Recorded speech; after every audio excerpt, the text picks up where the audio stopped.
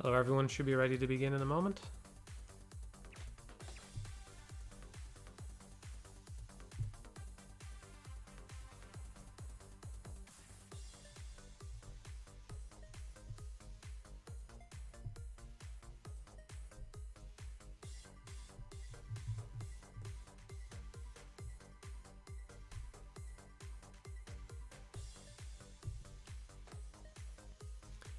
Hello, hello, hello.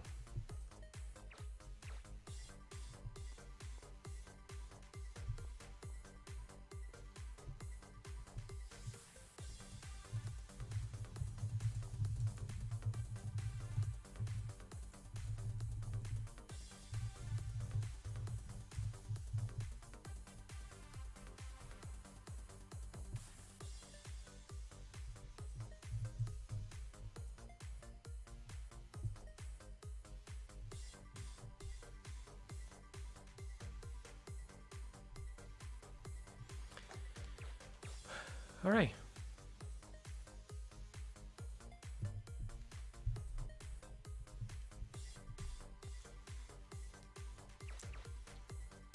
Hello everyone.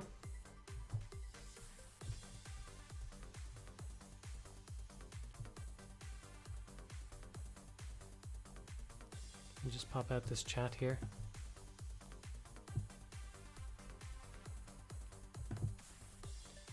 Do that like so.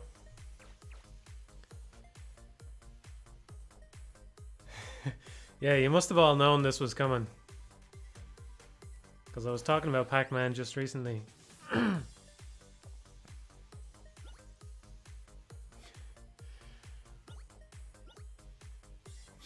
Thank you, Ryan. Thank you. Yeah, so I was giving Pac-Man some praise just recently, right? So my excuse already is that I have no sound. I still haven't sorted out my sound problem. I think I will do that now because I probably want to stream this again. And I've been streaming a lot more lately, so I'll get my setup sorted out, but I've no sound. So, you know, bear that in mind as we go forward. But, you know, I was praising Pac-Man on a recent stream, and I'm not that good at it. I'm not that good at Pac-Man. I don't want to disillusion anybody here, you know, but I never said I was good at it. You know. So yeah, I got a Pac 1 last night, but only 1 out of like 10 games or something like that. So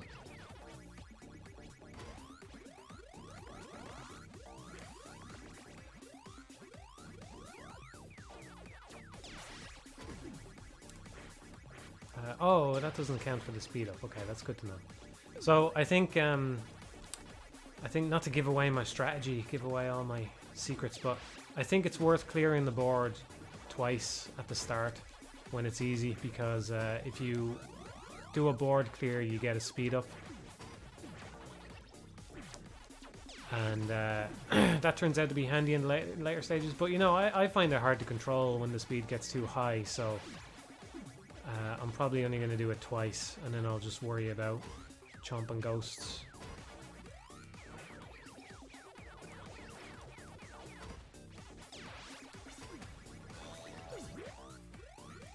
I'm gonna select the train option.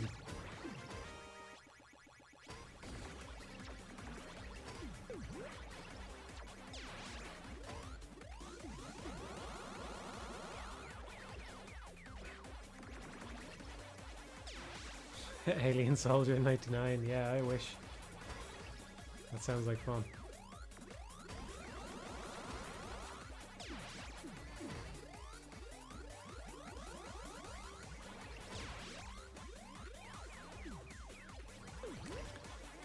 Yeah, I've been working out some of the strategy slowly. So I think as well, it's worth trying to make the pellets count, because your level seems to be independent of everybody else. So the effectiveness of your pellets is only going to decrease as the game goes on, you know. So it's worth trying to make them count. Oh, this is bad. Out already.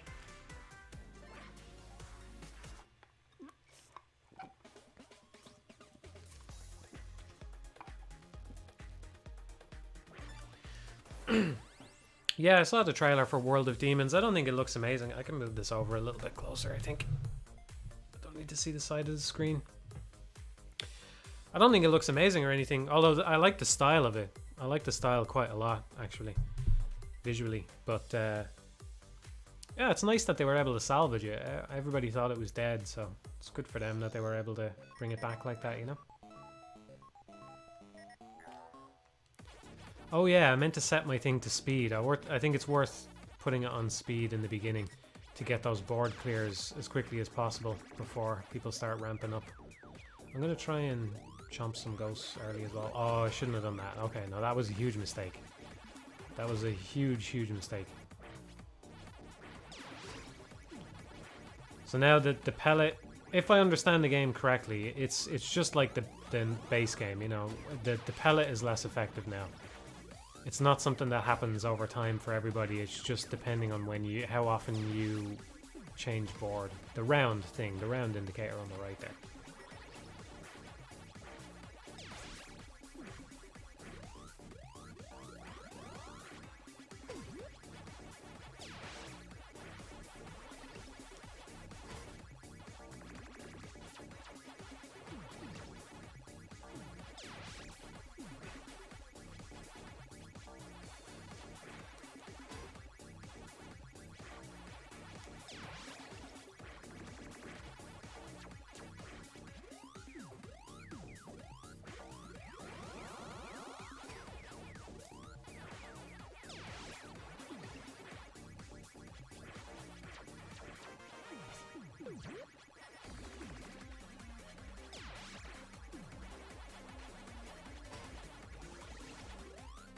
I think those arrow indicators mean that the ghosts can take those paths at that point, because they can't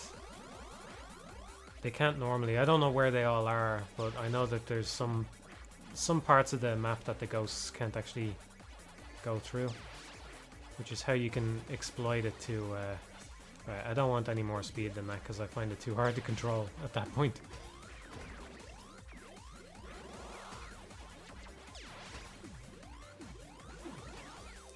Oh yeah, so I don't need to clear dots. Just gotta keep that in mind now.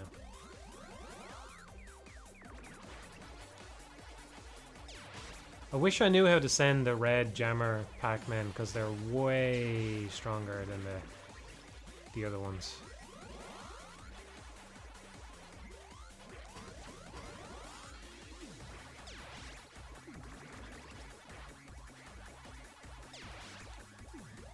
They're just, by the way, if you haven't played the game, the red ones are just an instant kill.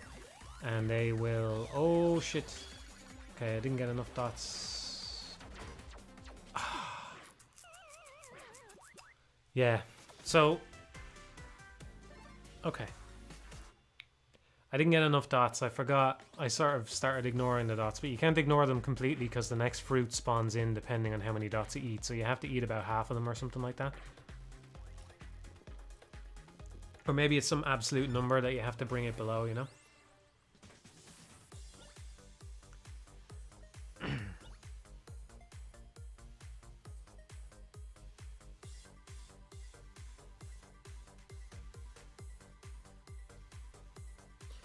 Why was that a mistake? I can't remember. I can't remember what I said was a mistake. Oh yeah, I ate the fruit too soon at the start of that round. Which every time you eat the fruit, your pellet gets less effective. It has a shorter timer on it. Although it seems like after a while, when it gets low enough, it seems like it will regenerate as you eat ghosts, so that you can eat a train of them, you know?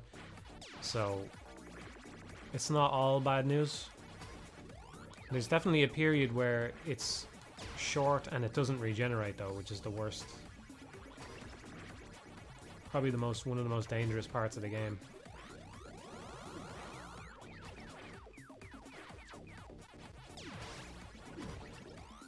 Okay, so that pellet doesn't count. I should get speed up here. I did it, okay. Trying to work out the rules. There's absolutely no information explaining the game, which, you know, I like figuring things out for myself, but I thought there would be like a little how to play thing explaining some of the new elements or something. There's not, and it's fine except that you can't spectate in this one for whatever reason. If I could spectate, I'd be able to work out what everything does much quicker. I still have no idea how to send red jammers. Like, I'm wondering, does the combo that you get send red jammers? What is it? What is it that causes them? I don't know yet. Is it the stronger option on the left? I don't know.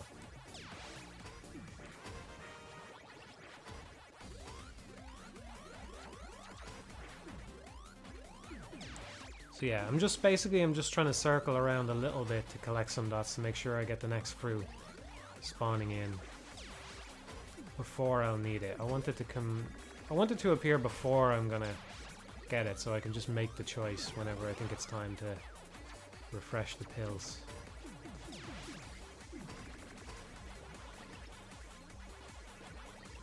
And I'm trying to keep the thing active as well. Like there, that's no good. I'm gonna have to go down here.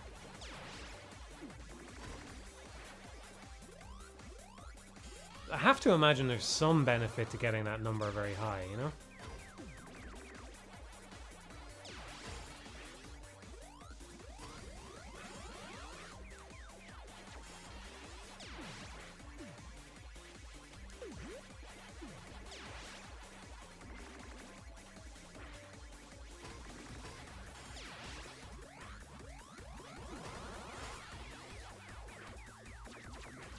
In trouble here. It's bad. It's a really bad temptation, but when you first get the red jammers, it's very tempting to just run into them when you pick up a pill, you know?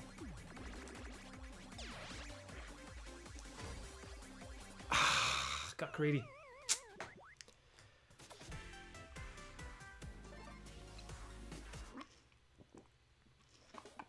Bomberman 99 would be great if it was everybody playing on one board, you know? And the bombs could only reach maybe a screen's worth of length or something like that. That's probably a restriction you'd have to put on it. But yeah, that'd be cool. Bomberman 99 on one board. You'd probably have a big advantage if you're around the edges, but...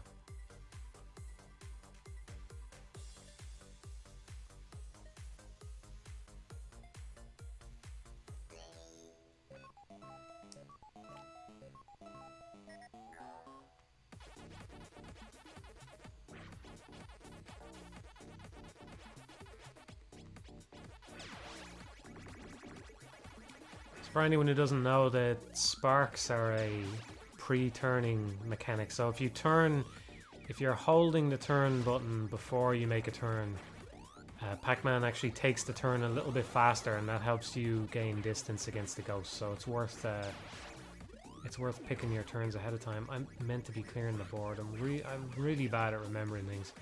Okay. Thankfully that didn't come back to bite me there, but it could have.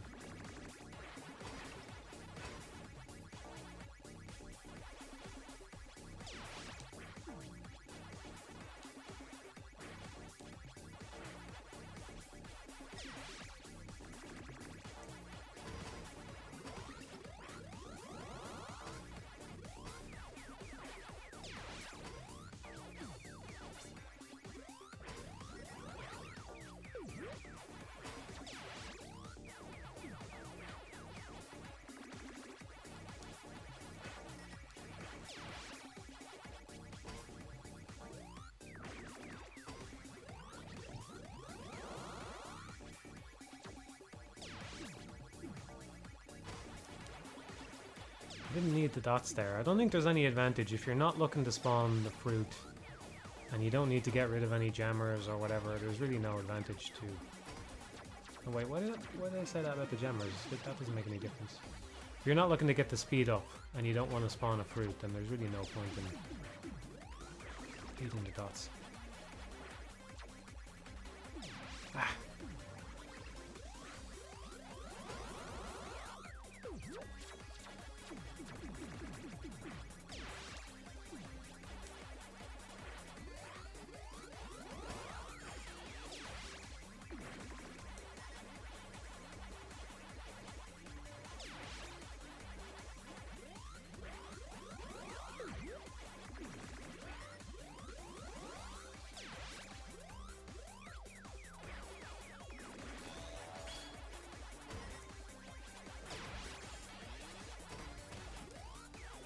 That's a really bad position for him to be in. Oh. I don't know if you've seen the problem with the stream being unavailable for some people. No. Someone tweeted. Okay. And I tried to make it work, so you might want to Redo it or something? redo it just to. Fuck's sake. Sorry, I just thought I'd let you know. Yeah, okay. Thanks.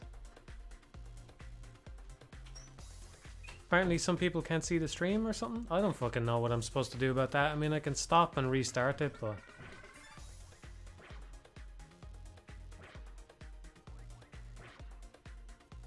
I don't really want to bother. It was unavailable for a few minutes. Well, you got in eventually. I'm going to leave it for now. I mean, there's no guarantee that stopping the stream and bringing it back up is going to... It's fine now.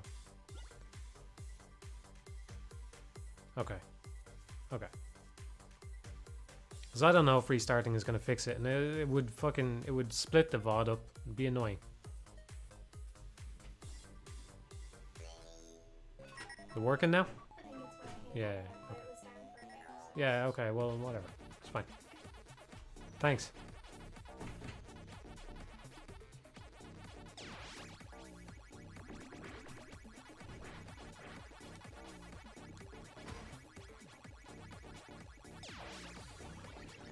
That's technology for you. Don't get me started.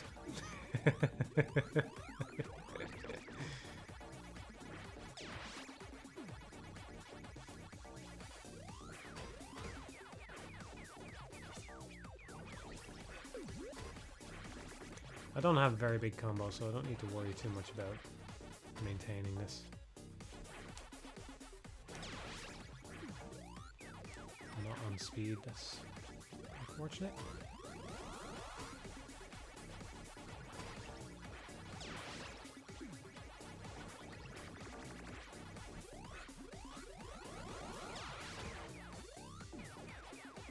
I think this speed and then swapping to train strategy is decent, but I don't know for sure. I think that's fast enough for me. I did 3 board clears one game last night, and it was uncontrollably fast for me. But like I said, I've never been that good at Pac-Man, so I'm relishing the opportunity to get better though. I'm very happy that this is the next game that they picked for the 99 thing. I'm kind of curious if they're going to keep doing them now though. It seems like it's just a thing that they do. Maybe it's just Miyamoto's Pac-Man fondness responsible for this one.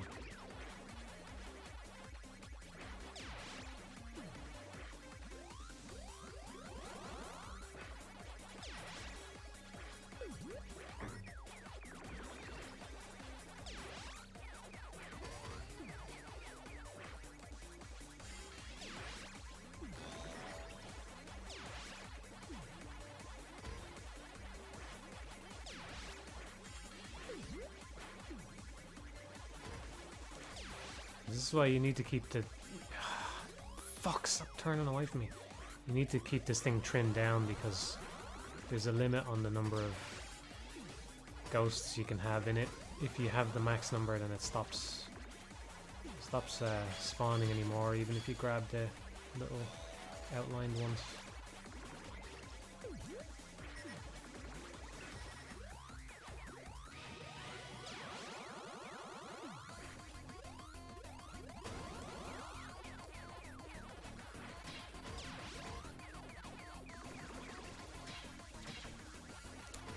I think the only real sound cue that I'm missing here is there is a pretty definitive cue that happens when one of the red jammers spawns, which would be useful to have.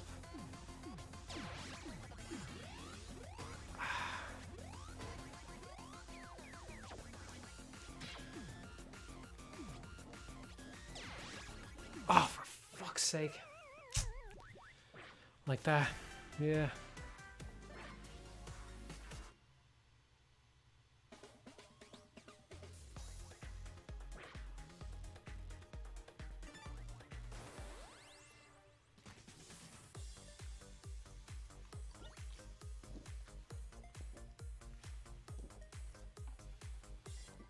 Yeah, I appreciate the quick matchmaking as well. It's a big part of why I like these games. It's one of my biggest gripes with multiplayer games is just the absurd matchmaking times that you get sometimes, you know? You spend as long or even longer waiting to get into a game as you do playing it. It's just a really bad ratio, you know? And there's a lot of games that are like that. I just want to fucking play something.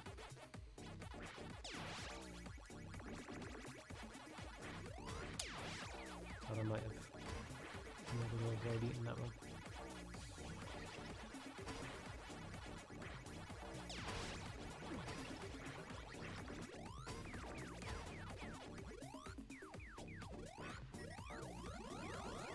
I really should prioritize the board clears over eating them at the start. Right, one more board clear, then we swap the train. That's the strategy.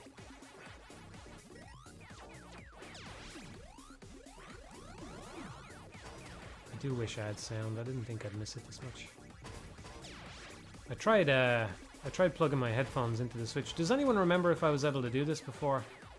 Oh, I think I remember what I did before is I moved the Switch to my desk and I played on my monitor instead. Maybe I should have done that.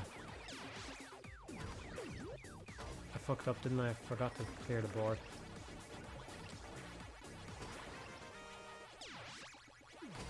I like getting the big combos though, you know?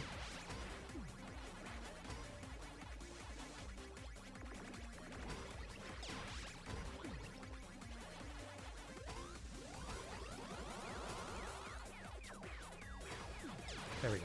Okay, over to train. So there, I think that'll always happen at round 4. That those arrows will appear.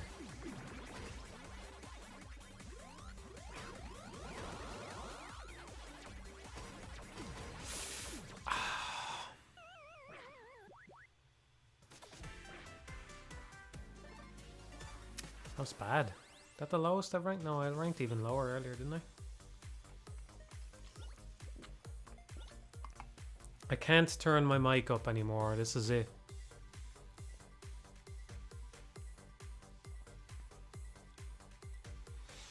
Yeah, I'm playing with the Joy-Cons instead. My Pro controller, the battery seems to be dead in my Pro controller, so that's one reason. But I think I might have picked these anyway, just for the D-pad. It's a bit better.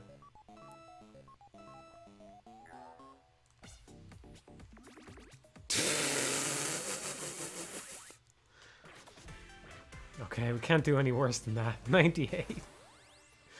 Let's get that one out of the way.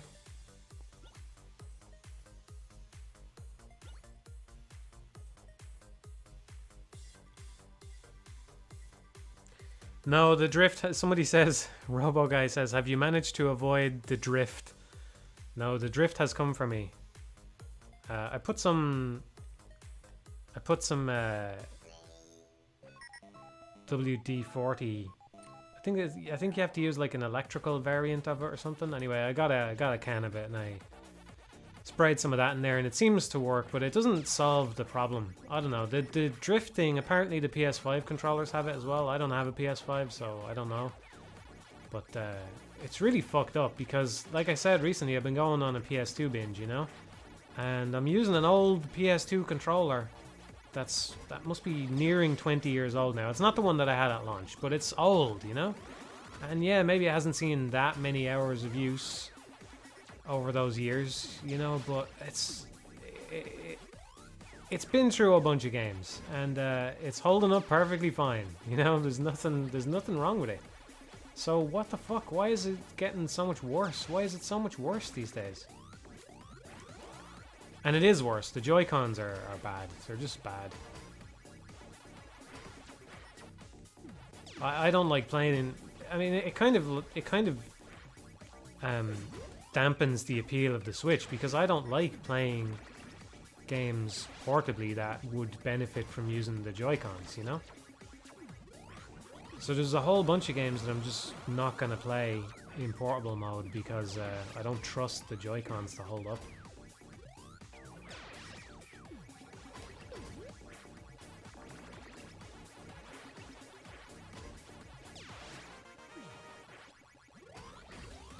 I always forget to use the little bridge between the two sides. I gotta get a pill there. Yeah. So I think the main reason I've been dying on stream is the Jammer Pac-Man have been dogpiling me. Which they seemed a lot more harmless when I was playing before.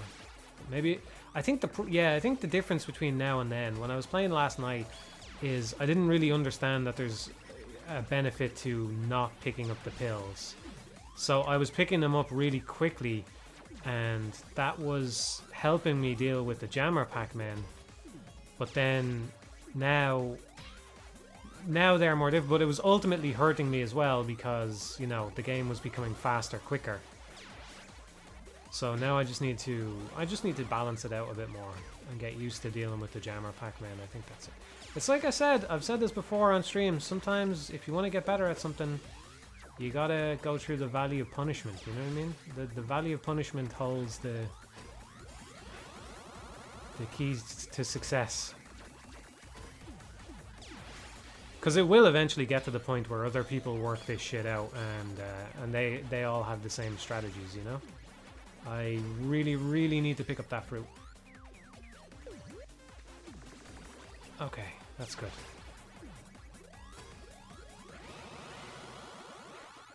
That was very close. Oh, we got a lot of eliminations this game. I need the fruit, I need the fruit. It's there, is it? It is. So picking up the fruit gets rid of the red jammers, which is crucially important.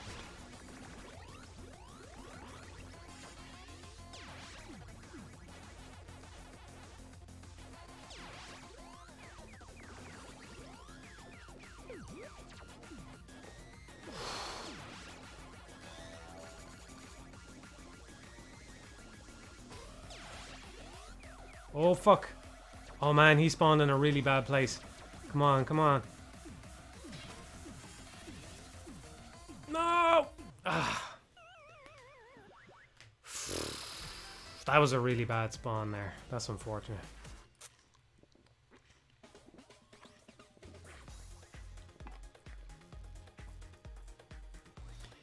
Your Devil May Cry commentary finally got me to do my own S-rank run and gave me a greater appreciation for a game I already loved. I'm glad to hear it. I got a greater appreciation for it by doing the video as well, so. The red jammers kill you, straight up.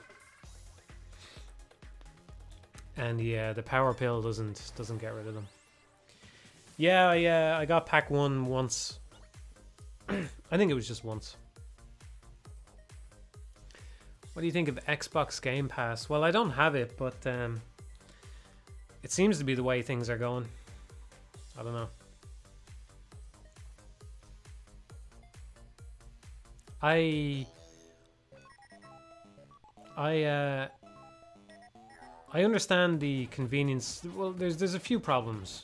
I suppose it's not really. It's different for games than it is for streaming because, you know, with streaming I suppose it's not really that different. I'm just thinking in terms of preservation, you know? And preservation means another word beginning with P very often, you know? And yeah, I suppose it's possible. It's going to be possible either way because you're going to have to download the game and people will crack them and they'll still be around. So that's not going to be a problem. Because you know what happens is it's just... one frustration I have with films, right? You don't really get this frustration with games yet, and hopefully it won't be so bad. But you know, you can kind of see it happening with games where it's splintering, right? It used to be that everything was on Steam, and now Microsoft is trying to come in with Game Pass, and maybe they won't release some of their stuff on Steam as a result, and you know, there's the Epic Store and stuff. And what pisses me off about films is that I'll think about a film that I want to watch. You know, some old film, let's say, that I've never seen, and I go, yeah, I want to finally get around to watching that one. And I want to watch it, and I'm totally willing to pay for it. I'm totally willing to hand my money over, but it's just, there's no service that offers it, or if it is, it's just like the only thing I would watch on that service, or something like that, you know? And that's shitty. That's really, really bad. So that's a problem. And I think the other problem, which is a bigger problem for me, is that I don't believe so far that streaming services have produced better. They haven't produced better TV or films than what we had before. I feel like TV and films have been getting worse. Or at least I'm just generally not as interested in them, you know? Like I'm a big fan of Yorgos Lanthimos, and he's still making films, and that's good, you know? But I don't care to watch any of the Marvel stuff. I'm not interested in watching a cinematic universe of any kind, really. I just want to watch a good film, you know? And or a good TV show that has like nice themes and nice characterization going on, you know. And I'm not convinced that the streaming services have actually made that better. I really don't think they have. We don't have better stuff than we used to have, you know. So what's the problem with that? I don't know. Is because everything is metrics driven nowadays, right? They've got, so instead of some guy, as much as it's bad, right? Some guy sitting in a boardroom and going, "Oh, I like the sound of this show, and I think we should make it because I think it would be good," right? And you can argue that there's kind of an elitism to that, you know, that they get to decide what we're watching, and yeah, that's bad. But I don't know if the alternative of let's just look at what keeps people's eyes glued to the screen the longest is doing us any better, you know. So I would hate to see the same thing happen to games, and I think that if it's going to happen, it would be a subscription service like that. I should have picked up the pill. Got to get used to the jammers. Whoa.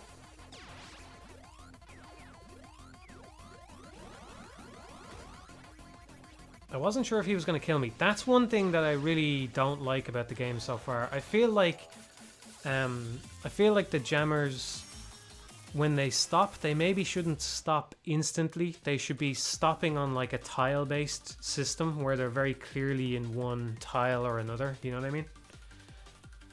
I think that would make more sense. I don't know. You'd have to test it out and stuff, but I think I had one where I was down the bottom, you know, that long stretch down the bottom, and there was a jammer, and he was just like kind of peeking into the lane, and I was so hesitant to run past him that I died. I backtracked and I got snagged by a ghost. I just think it might be better if they kind of not snapped, but if they just at least moved to their next tile and then stopped, you know?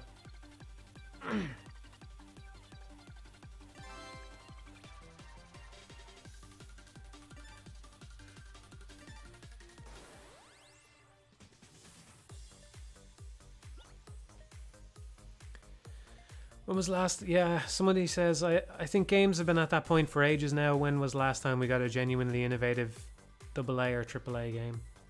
Yeah.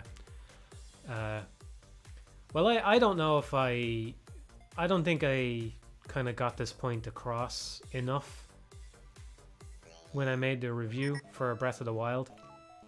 I think Breath of the Wild is innovative, might be overselling it. I think it builds on what they had laid down before in some less obvious ways. You know, like how I pointed out that the chemistry system kind of it wasn't there in the sense that it wasn't systematized in the previous games, but you can kind of see that they were thinking about that stuff back in the day, and how do we evoke that feeling in people, even if they hadn't quite figured it out. But I do think maybe something that I maybe should have trumpeted more when I made the review is that, okay, it's maybe not innovative, but I do think that Breath of the Wild is probably one of the it's one of the, I don't know about riskiest even necessarily, it's one of the ballsiest AAA games in a long time. And I can understand if you didn't like it, you might think I'm talking out my ass, because you might think it's overrated because everybody loves it. But I think if you imagine the amount of money that went into that game, I mean, it had so many employees on it, right?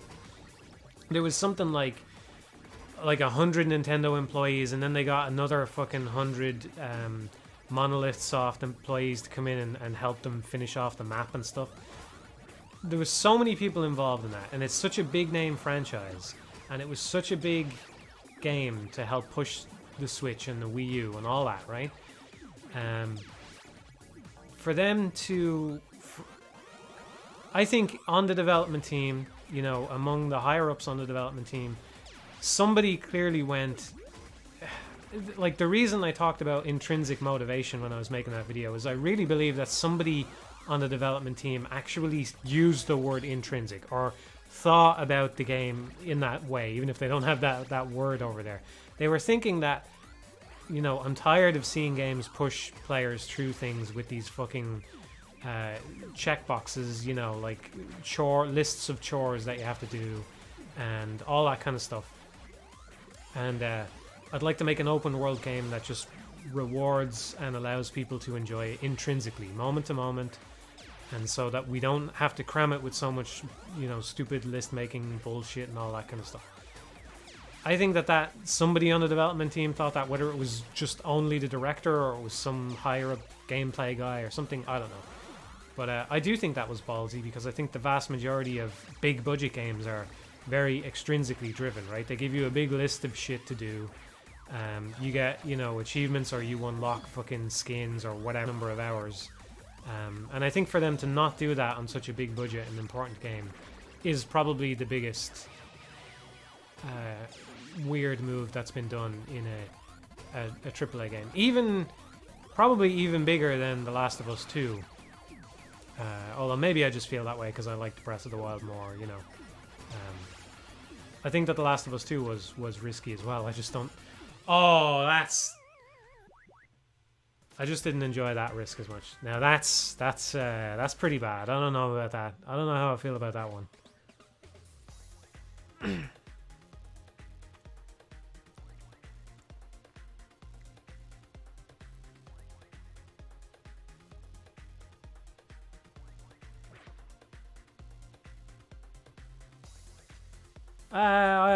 I don't know. I think that strength, like, I always have such a hard time conveying my thoughts to people. I know it must sound like bullshit sometimes when I'm on the stream. You know, I think I do a much better job of being convincing when I get time to sit down and make a video. But I don't know. When I think about it now, like, I do enjoy that Death Stranding focused on traversal, and that's good, right?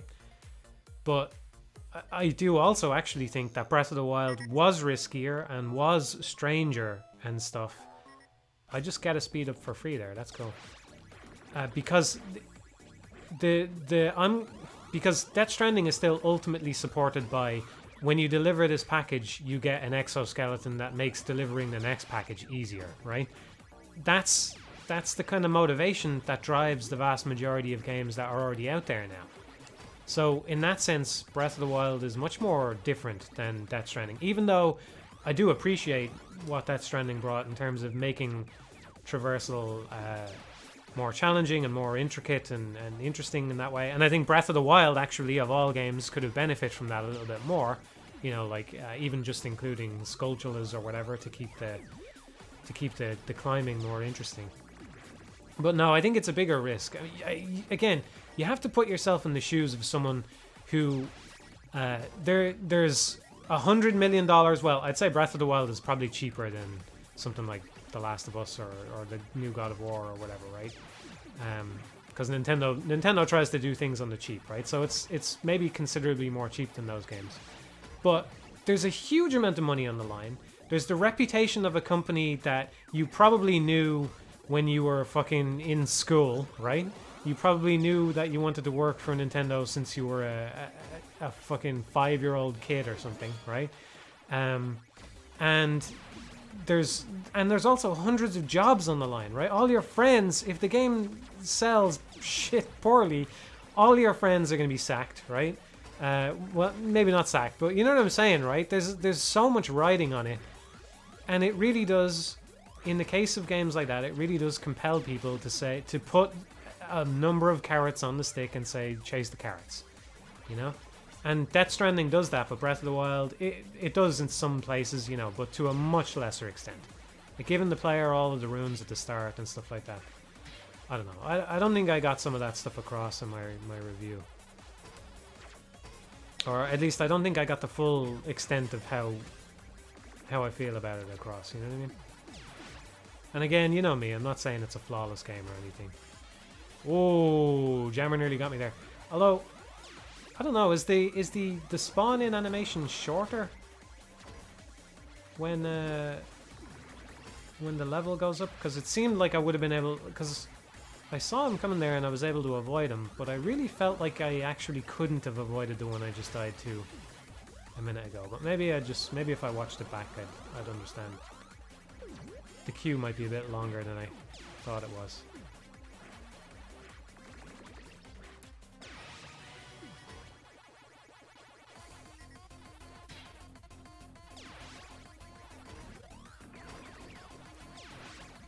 This is a nice little setup here.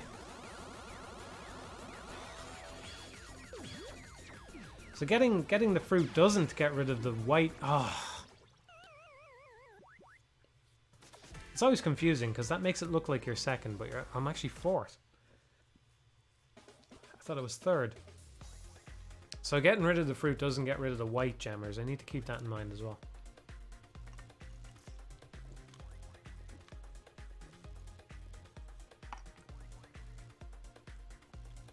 I'm enjoying Pac-Man 99 very much. I'm not stomping people the way I did in Mario 35, but I'm a big fan of Pac-Man. I always wanted to get better at it. This is my chance to play it a lot more and get a better feel for it and stuff, so.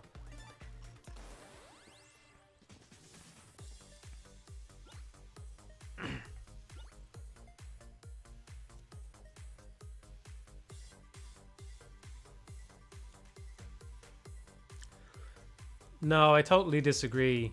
Drew says that I respect Breath of the Wild's commitment to having the player go anywhere and do anything out of the tutorial, but it could have benefited from some sort of upgrades and classic Zelda items.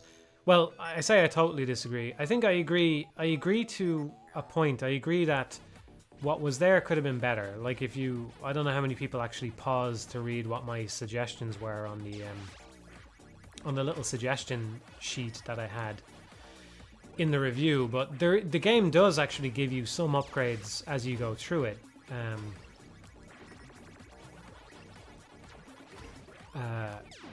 Come to think of it, I'm just kind of putting this together now, but come to think of it, the game, outside of maybe the champion stuff, the game does a good job of not telling you that you're about to get an upgrade, and so that you should go there and do that so you get an upgrade. You know what I mean? Like you don't know that you're gonna get, when you get Mifa's uniform, that you're gonna be able to swim up waterfalls. You don't know that before you go and do it, and that's good. Anyway, so there is some things like that, you know, and I do think they could have been handled better by just sort of attributing them to you as something that you permanently get rather than putting them on the clothes, you know. But the point where I would disagree is if you said that you need like it should have items where you get the items so you can progress in a new area. That would totally defeat the purpose of the game. The whole purpose of the game is that you never need to do that to progress, and I love that about it. And I think that's more Zelda, you know. And I think that gives them a reason to go back and do more Metroid games now as well, you know, because if they carry on that way with Zelda, there's less overlap with Metroid. And if people get their Metroid, then they get that fix, and Zelda offers them something else. And that's the way it probably always should have been, you know?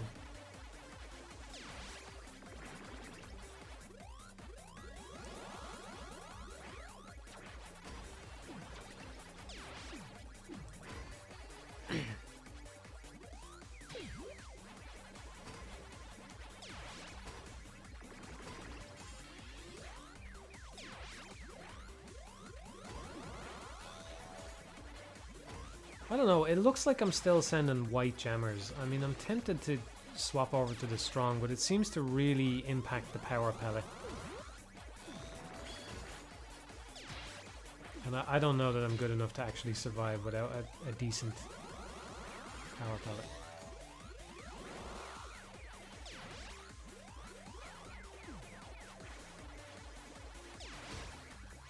I wonder, if the number matters and continues to matter, then getting 150's got to be pretty fucking good.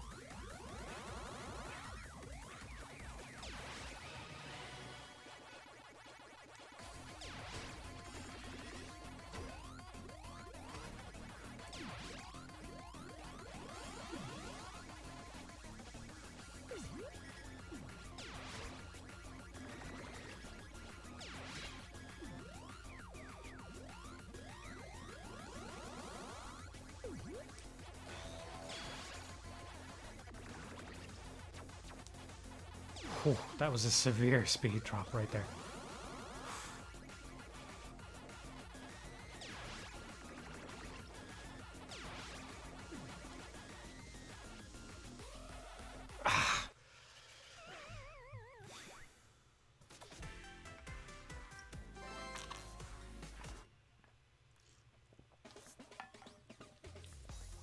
Regarding your abduction review, have you used the RAM drive for anything else? No. It's rare that you would get a game that would fit onto it and leave you enough RAM to actually play as well.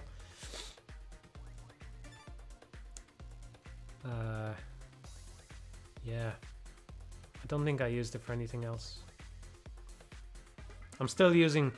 I haven't upgraded in a very long time. I know I was talking about it on a recent stream. A really long time. I'm still on a hard drive. My games are still on hard drives, and it's at the point where I just don't want to use it anymore, you know?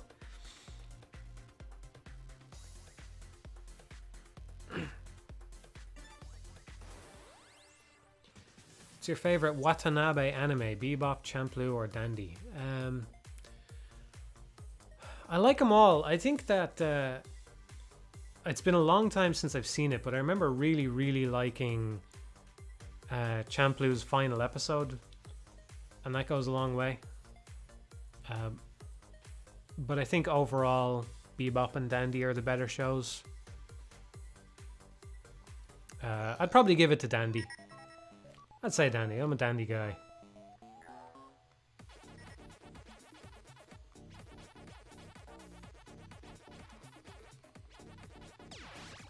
I really like Bebop, but I think its strength. Oh, gotta stop fucking eating the fruit compulsively.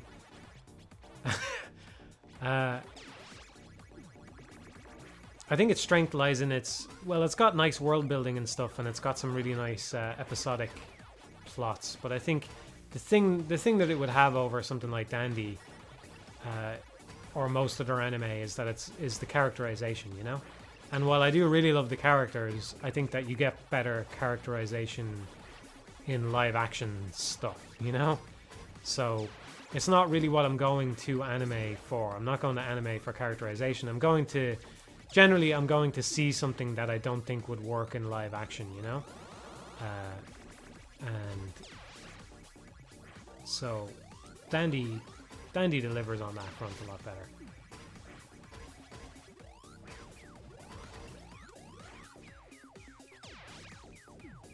I'd say the downside is probably a weak episode of Dandy is worse than a weak episode of Bebop. There are some Space Dandy episodes that I would probably skip if I was gonna... I've forgotten a lot of the show now. But if it was like, I'm gonna watch Space Dandy once a year, which I could probably happily do, but if I was gonna do that, there's probably a couple episodes I'd just go, okay, I'm gonna skip that one. I can't remember what they are, though.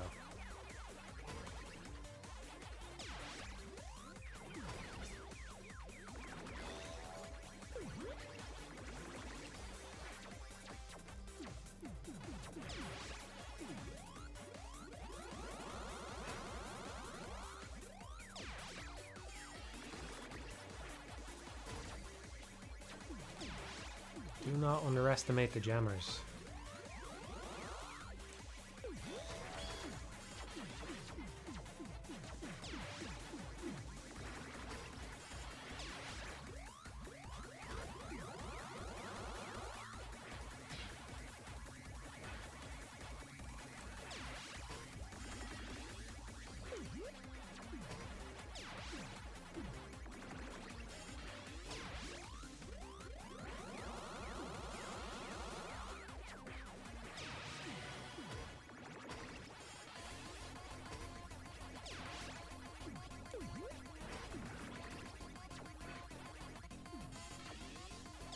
I gotta get into the habit of waiting in place as well. I mean, it's a valid strategy, right?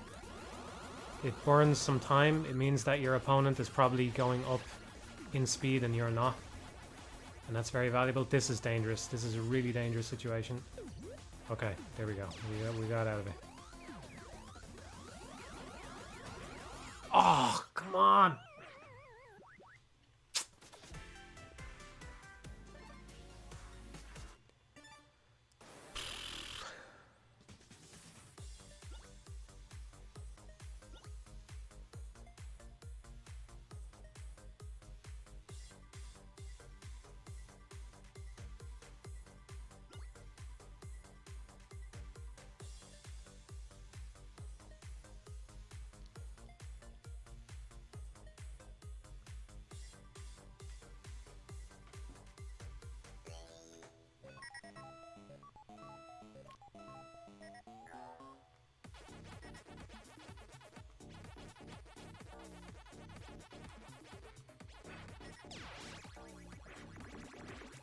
You think the circle timer should be placed somewhere else? Yeah, I was thinking that. It'd be kind of nice to have it nearer to you.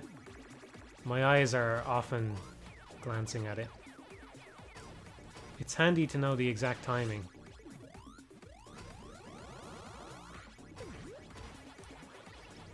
And maybe there'd be a way to represent it visually on the ghosts themselves or something. But yeah, it's kind of far away from where you tend to be looking.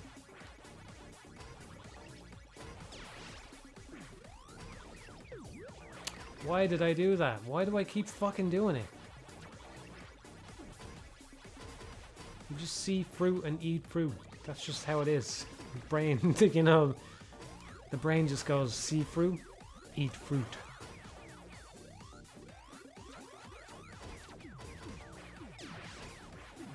I suppose the reason I don't want to sit still is because I don't want my combo to drop. But if I don't have a combo, there doesn't really seem to be a downside to sitting still and letting them come to me. Like a cat, as Miyamoto would say.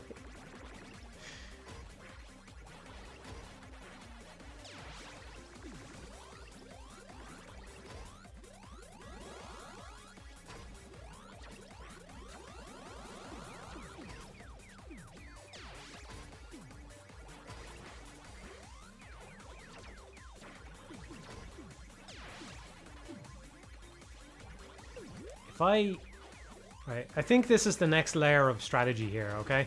I think I'm discovering the next layer of strategy, alright? If I can make sure that the fruit spawns and then wear out as much time as possible on the pills, the game is probably getting faster for my opponents and not getting as fast for me.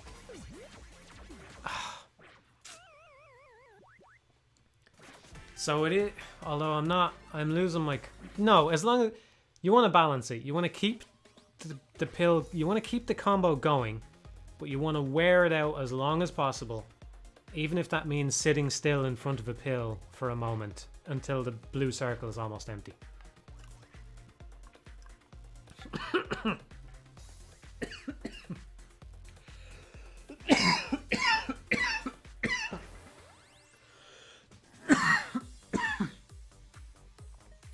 That's my thinking anyway.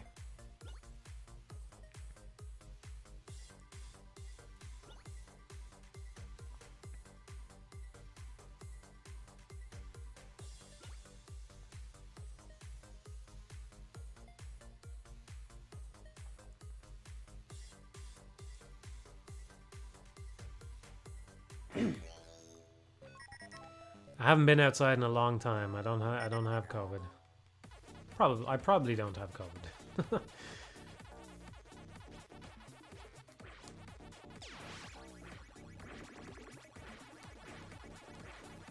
I go on the occasional walk, and that's it.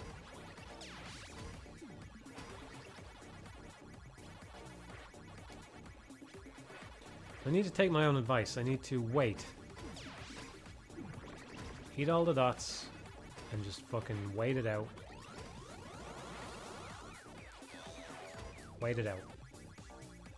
Now, the game is getting faster for everybody else. It's not getting faster for me right now. It's getting faster for everybody else. And now we go. And we get the next pill. And this is maybe not a point in the game's favor because, okay, well that's a shame. Let it drop. Because waiting there for those first few pills to run out takes a little bit of time. Ah, I fucking missed the turn.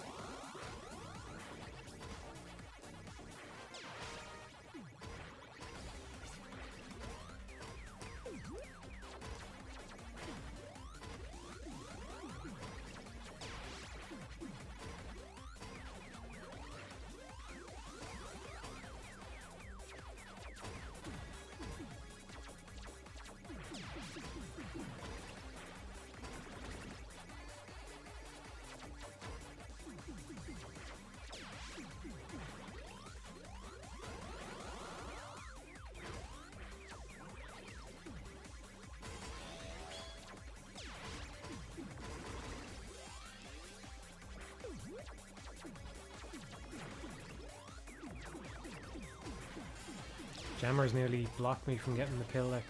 Okay, that's a really bad corner up there. I'm not going for that.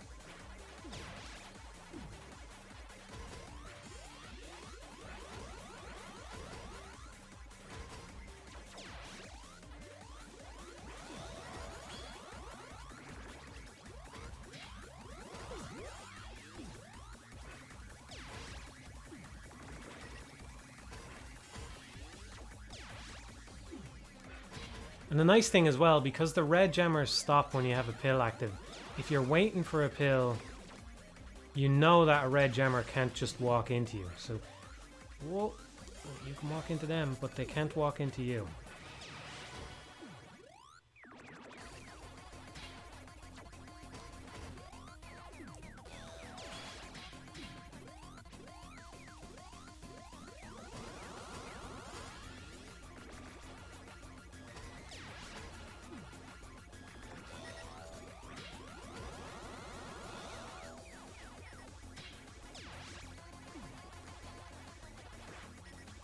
I wish I knew exactly what triggered the fruit, because it's really just a gut feeling of when it's going to trigger. If there's maybe something I'm missing there, it would be good to know. I think it's really just the amount of dots you've eaten.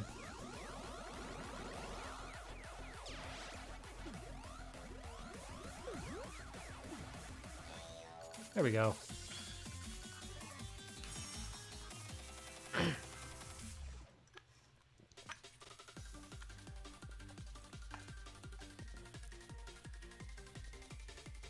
It's actually not that dissimilar from how you would play base Pac-Man when you think about that. They're waiting for the pill, because you would often do that in Pac-Man anyway too, because you need them to get closer to you so you can eat them.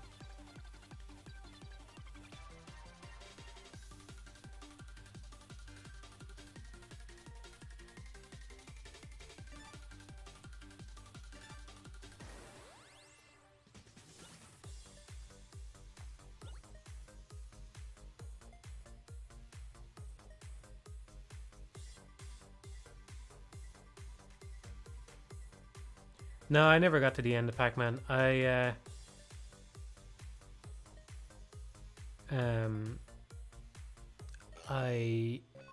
know that there's patterns that you can learn, but I've intentionally never learned them because I imagine it would make the game less fun to know them.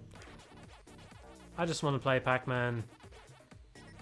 I just want to play it in a nice casual way, you know?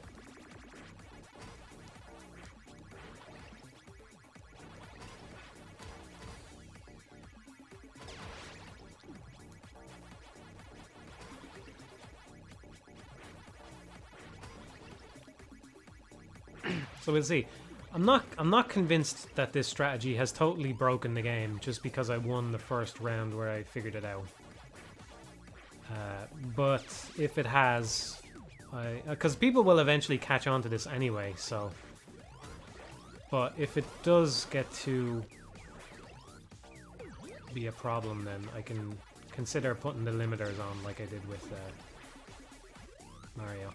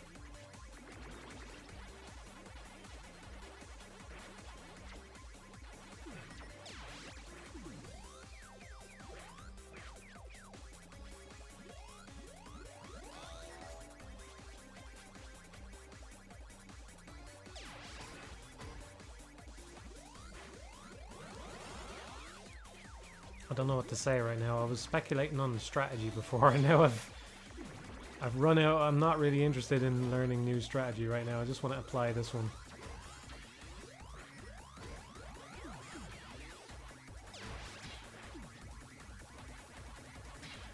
Should be enough to trigger the next fruit there without having to really get at it.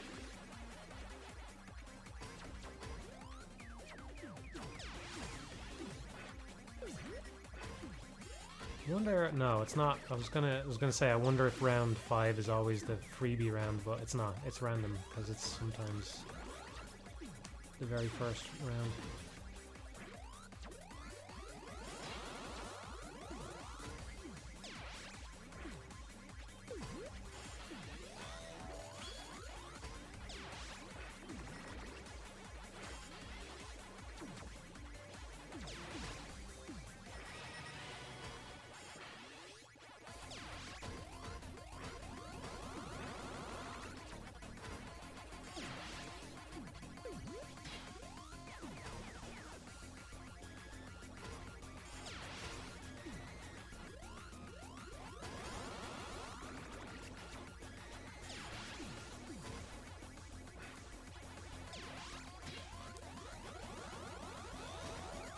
I don't know about that maneuver.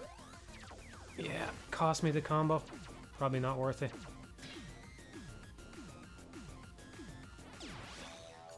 Oh, I won anyway. Okay.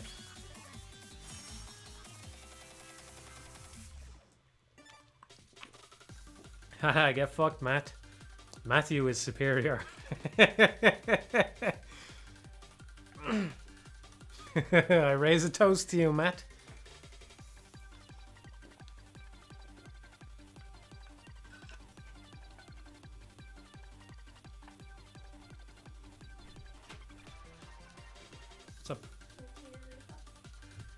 Not yet, no, I'm okay. Thanks.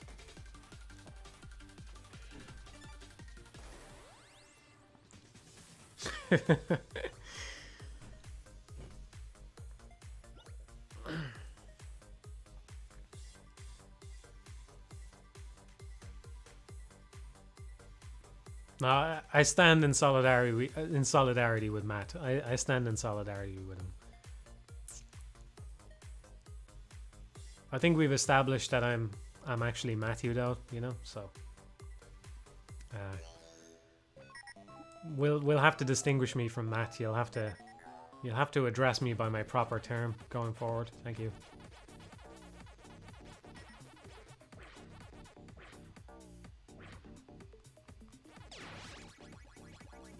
It's funny doing this now. It feels much more like regular Pac-Man. And I don't dislike that. You know me, I like my Pac-Man.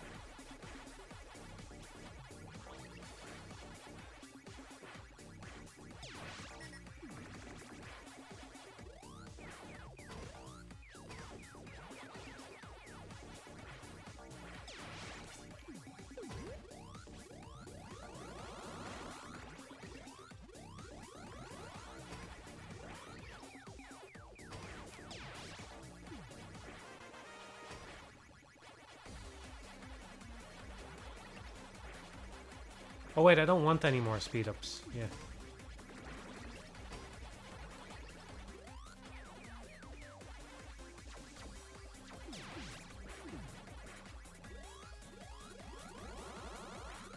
Still don't think I do. I think I got enough. 2 is where I like it. Maybe I'd like 3, do I? I'll try 3. Yeah, that's a bit fast for me. Is that where I've been doing it?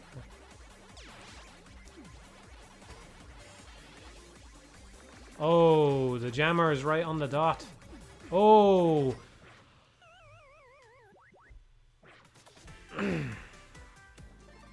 Come on.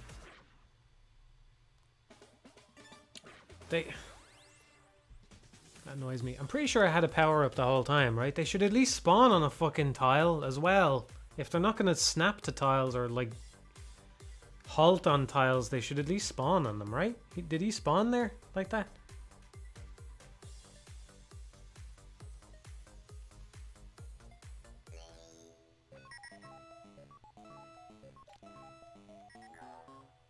Well, whatever. I'm gonna stop at 2 speed this time. Yeah, speed is 0, so I wanna leave it at 2, I think.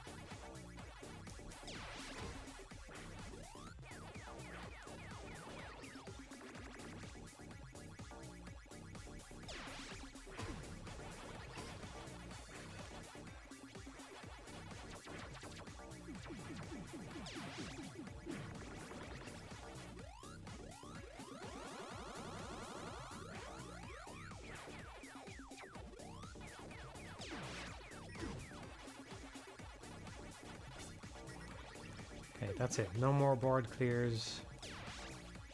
Just focus on building up a train. Just eat enough to get the fruit to spawn. Guaranteed fruit spawn. And go for it.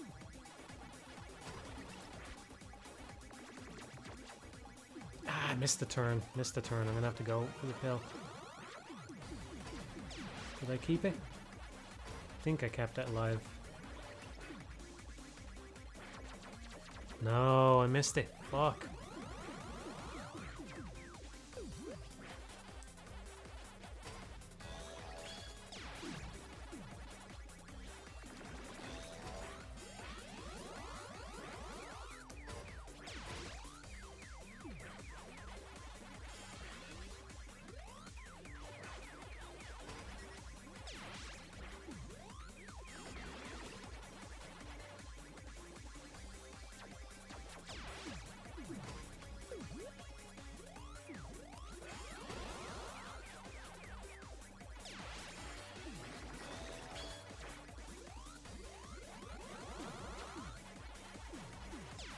Lost it again there, didn't I? I think so.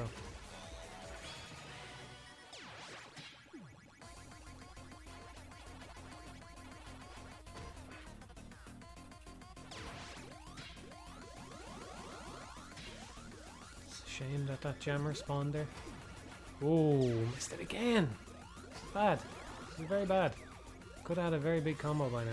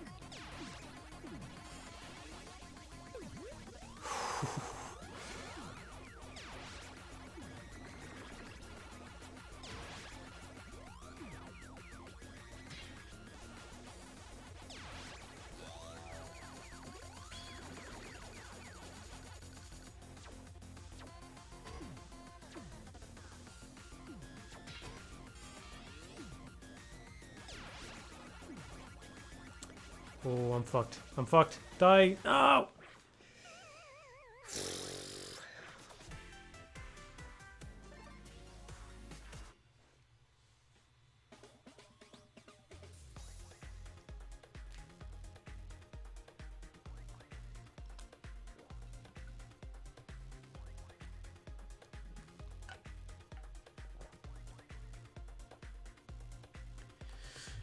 How do you feel about the battle royale format meme and its application to other games? Mario and Pac-Man. I don't think that this is a proper competitive game or anything. Same with Mario and Tetris. It's just kind of a clusterfuck, but it's nice. I mean, I think there's probably some...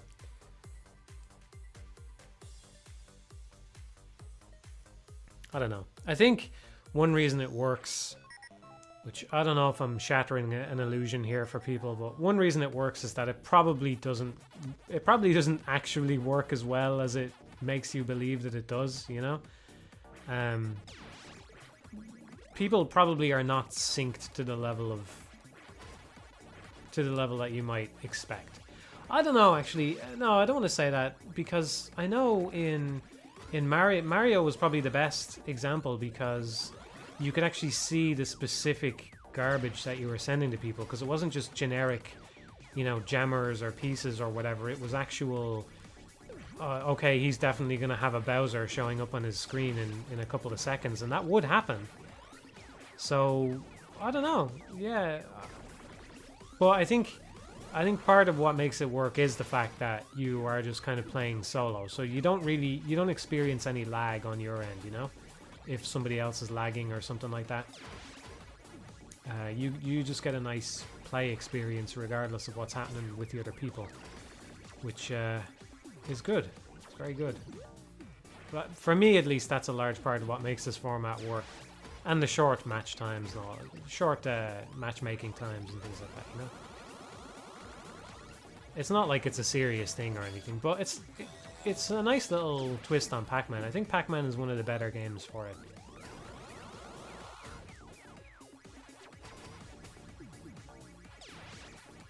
Oh, whoa, whoa. Okay, yeah. Forgot, I'm trying to run out the clock.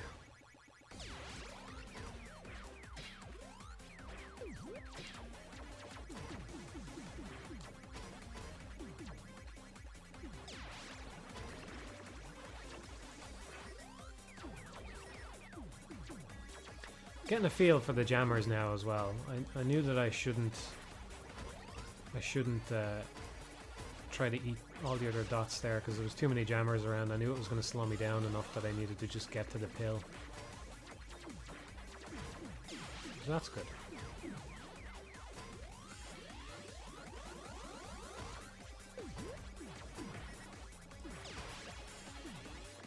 That is a really bad place for him to spawn. Oh, maybe the... No, that could be it. Maybe the pill thing only kicks in when the pill energy is low, when the timer on it is low. If you eat a ghost when it's low, so you don't just die while you're eating a train. I don't know.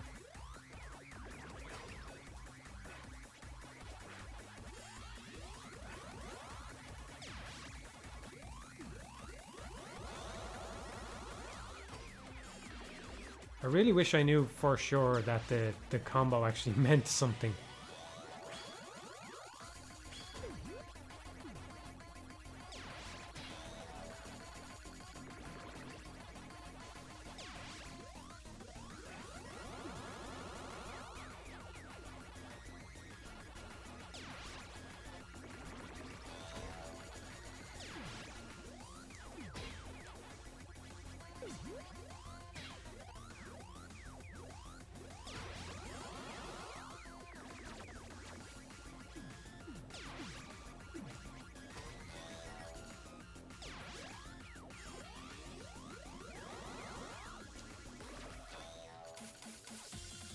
That was close, because I was in bad shape there.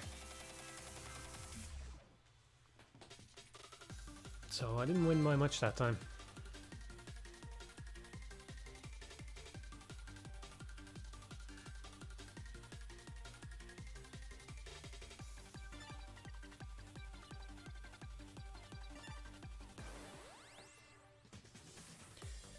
Yeah, if you eat all the dots on the board, you get a permanent speed boost, which is helpful in the later rounds when the ghosts start to outpace you. Otherwise, you have to eat a certain amount of dots to spawn the fruit, and the fruit is what resets the power pills. So Think you might do a video comparing Tetris 99, Pac-Man 99, and Mario 35? No. No, well, I wouldn't. I don't have any footage of Mario 35, so that would be a problem straight away. But yeah, I don't think it's the kind of thing I would do. I don't think they're games to be taken particularly seriously. On the other hand, I don't know. I can say I could see myself putting a lot of hours into this one. Just because I really enjoy Pac-Man, and this is a nice new spin on it. So there's that.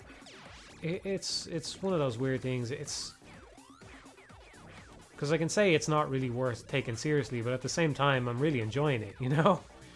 So that is important, obviously. That's why you play games in the first place, to enjoy them. But I don't know what I would say about it. It's you're gonna get really lucky or unlucky at times, and the reason I'm doing well right now is because I'm ahead of the curve strategically. You know, once I figured out that I should delay eating the pellets, which some people probably do automatically because it is a good thing to do in regular Pac-Man as well. So those people are ahead of the curve right now, and that's the reason why I'm doing well. Once everybody works out the strategy, I don't know, luck is probably going to play a pretty big factor in whether or not you're going to win, which is not something that I like in a competitive game, you know?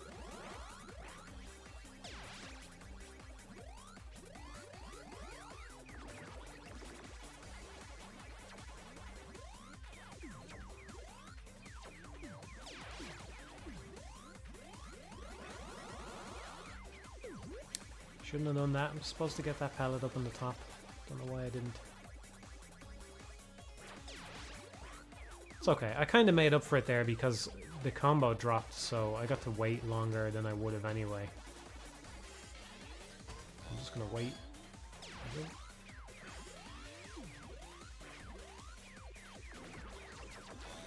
It's nice as well. There's some nice subtlety to the game as well, like how you obviously want to aim for the train, because that's going to get you a big combo, and presumably getting a big combo actually accomplishes something. But, you know, clearing out the other ghosts is going to make you safer, because they are all in different locations. So, again, sometimes you might want to just kill the regular ghosts, rather than focusing on the train. I let it drop there, did I? Yeah, that's unfortunate. I also like how they positioned them in the lanes there where there wasn't much going on before.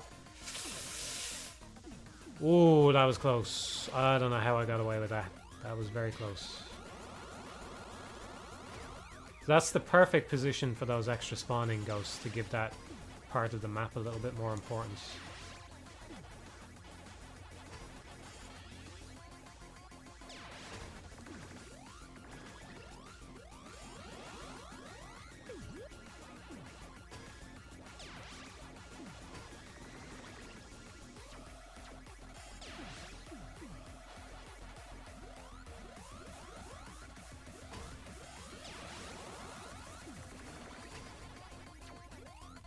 Oh, fuck. Missed the turn because I was slowed.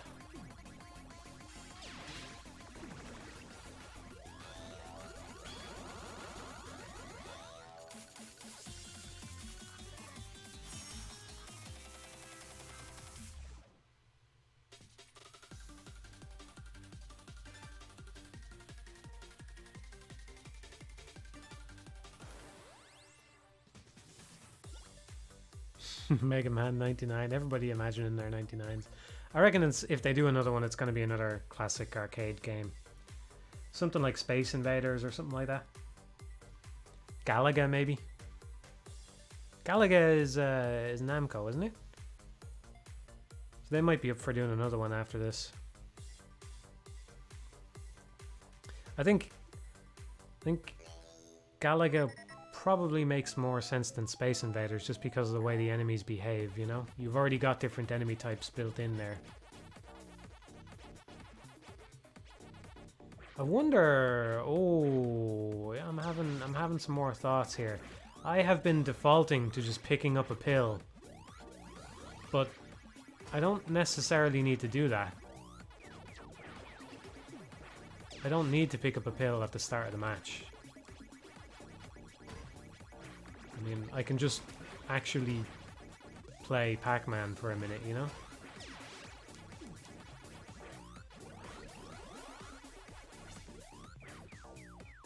So then if I delay getting the first pellet, then I can delay for a very long time because I don't have to worry about the combo. You know, that's a little cheap. There's got to be a workaround mechanically to avoid that, because that's not good. If that turns out to be an optimal way of playing, delaying the first pellet as long as possible.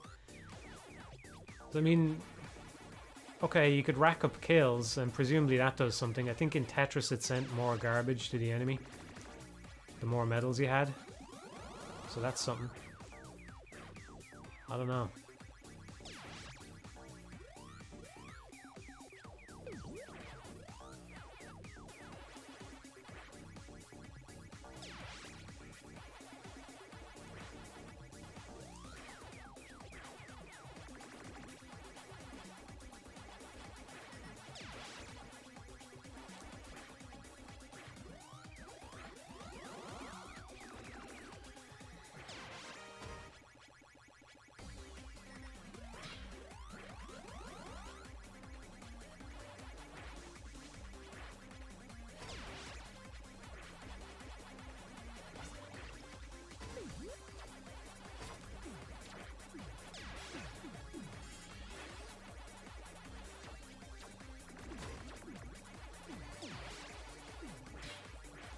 Oh, I don't want any more speed. I don't know why I'm getting all the dots. Okay.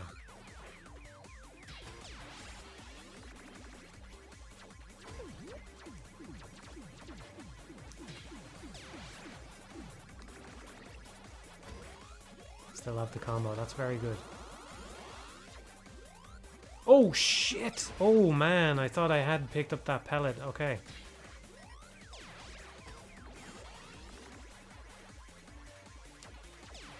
Thought I had already picked up the pellet and I nearly died for no reason there.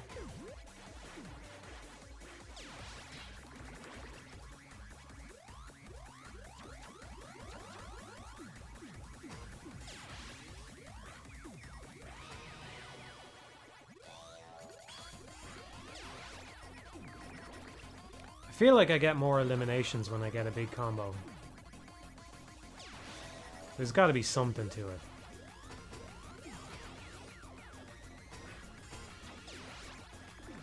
That is a really bad placement on him there. And him. What the fuck? I really need a fruit now. Oh. And him as well. Fuck off. Stop spawning near the fucking pills.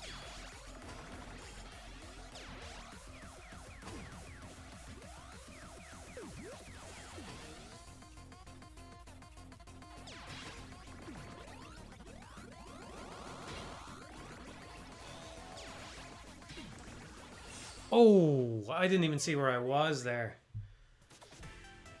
Man. I thought I was still on the sort of highway up the middle. It was moving too fast for me. I was trying to turn back. I was turning away from Pinky and I didn't realize I turned right.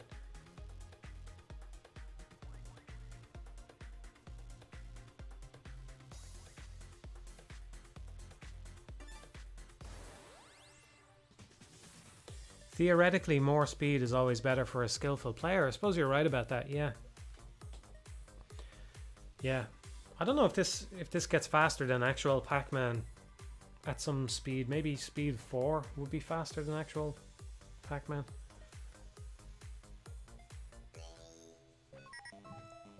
Because real Pac-Man doesn't get that fast. It gets pretty fast, but it doesn't get anywhere near as fast as the Championship Edition or anything like that. It's just the fact that the power pill stops working after a while that makes it hard.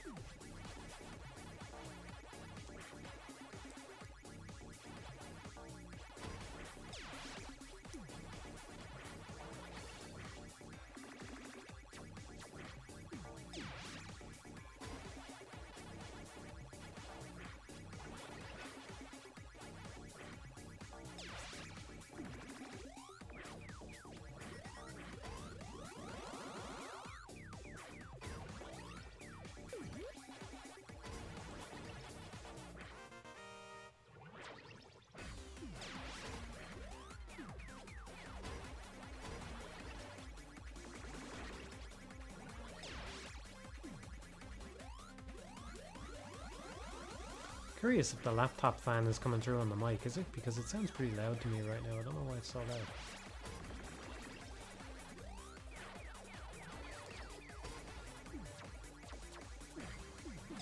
It's not even warm in here.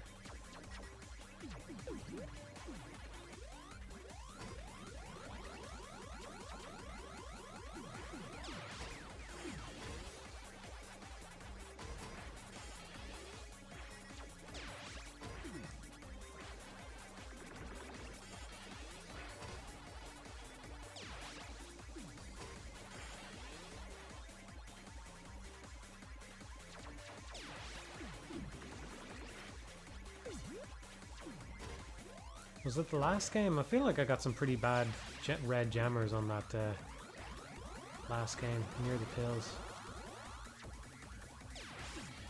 I wonder if there's probably some kind of algorithm at play deciding. I'm just gonna get the fruit now. Deciding where they spawn, somewhere in front of you maybe. Maybe it's totally random. I don't know.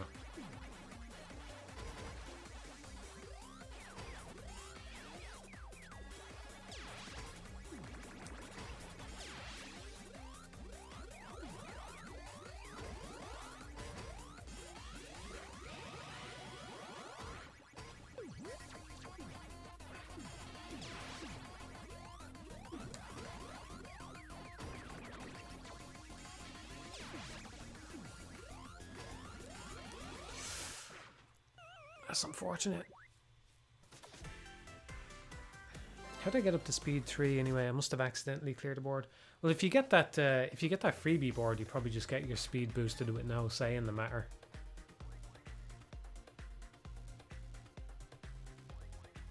It'd be kind of nice for the freebie board to have a single dot in each corner, maybe just outside. Just in the I'm almost tempted to start pointing at the screen as if you can see me. Just say where the speed label is, just to the right of that. You know, you put a single dot in each of those corners so that the player can decide whether or not they want to trigger that speed boost.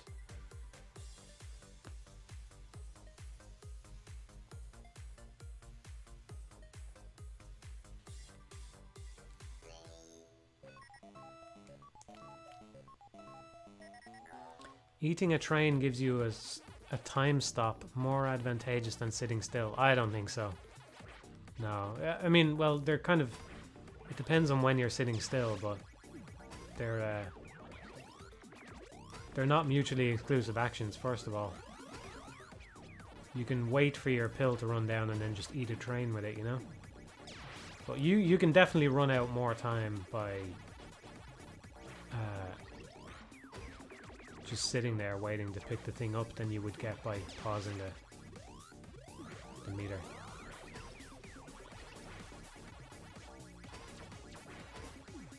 Just by eating the train, I mean, I don't know what I'm saying, pausing the meter.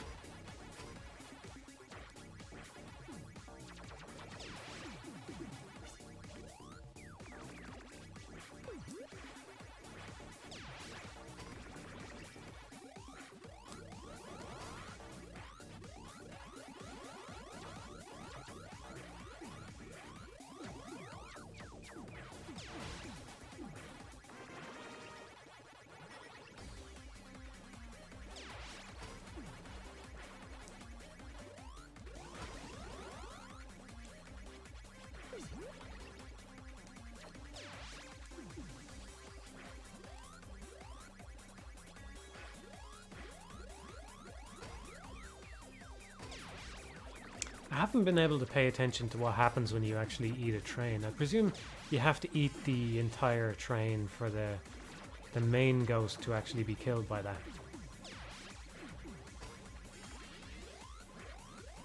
It wouldn't really make sense any other way. So the main ghost must just spawn at the head of the train when the power up wears off, right?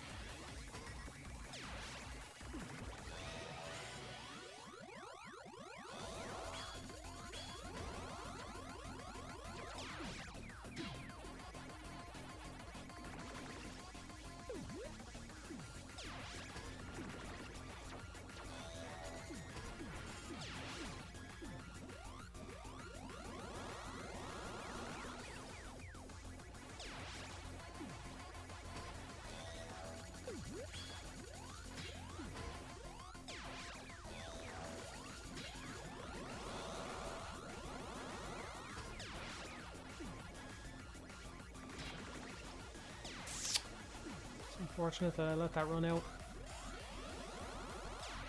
Right when I got down to the last guy as well. It's a shame. Ah, okay.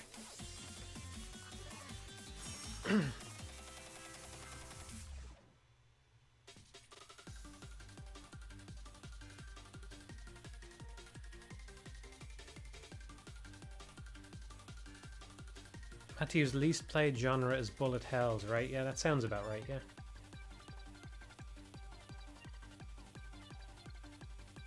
Dad. Poor Dad. Dad in number 6. Just can't catch a break. I think it's really funny that you see people call Dad on on the Switch because of the way the naming thing works. It's great.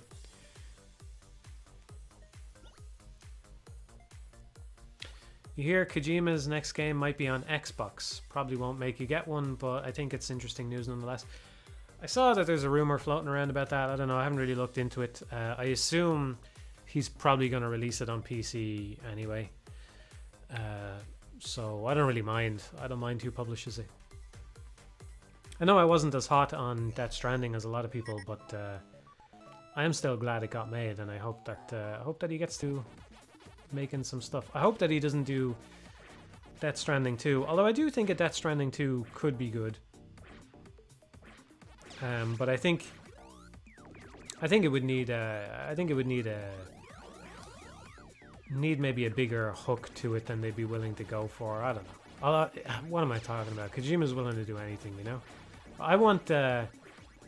This isn't a spoiler for anybody, by the way, if you're listening to this. But I want Death Stranding on the moon. You know, I want there's that intro at the start with the Ludens guy, and he's standing on the moon, and I just thought, man, it would be cool if there was a space, not even the moon necessarily, but space Death Stranding, you know? Death Stranding where you're outside, you got a suit, you got to manage your oxygen and all that kind of stuff. You could do a lot more with it there, I think, maybe. I suppose you probably wouldn't want to set it on the moon because the gravity is too low to make the gameplay interesting. But maybe you could set it on a planet with maybe set it on a planet with higher gravity than ours. Actually, that could be a way of making it work. It's kind of unintuitive, but you probably would want to do that rather than having a low gravity thing for that kind of game. But something like that, I think that would be cool. That's me. Whatever. I hope he makes something else. I don't care who publishes it. I'm gonna play it. Whatever he makes, I'm gonna play it. If it's Death Stranding 2, I'll play it. If it's some fucking... Even if it looks totally unappealing to me, he's just one of those people who has earned enough goodwill from me that I'm probably gonna play it. Despite some of my problems with the Hollywood obsession that he has. And the face scanning shit really does bug me. I know a lot of you don't get it, but it's such a shitty thing to bring into games. It's just a terrible, terrible habit to bring across into games. We don't need it. That's what I'm saying. Games don't need it. So I really hate that. But, fuck it. You know, I'll play whatever he makes.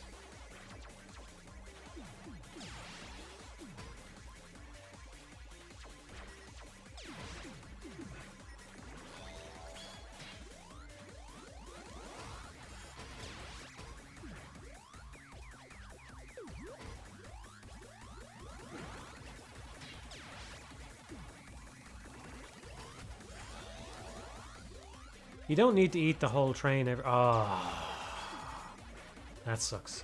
You don't need to eat the whole train every time, by the way. You just need to trim it enough so that the next time you run past them, you're not wasting them. I don't think there's any need to... It's satisfying, obviously. It's very satisfying. But you don't need to actually do that. You just need to make sure that you're not wasting the ghost pickups, you know?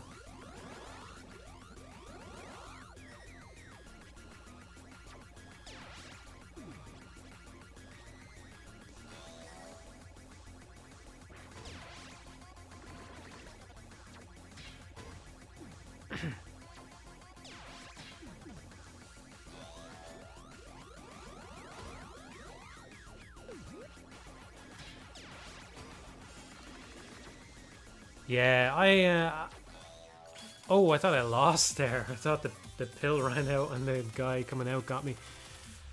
I think that the red jammers have a higher likelihood of spawning in the quadrant that you're heading towards, if I had to guess. Maybe it's totally random though. You know, the human brain is funny, isn't it?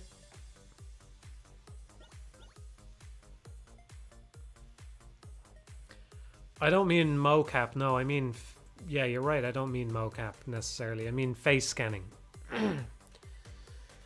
Face scanning cameras. I don't think mocap is very good, honestly, right now either.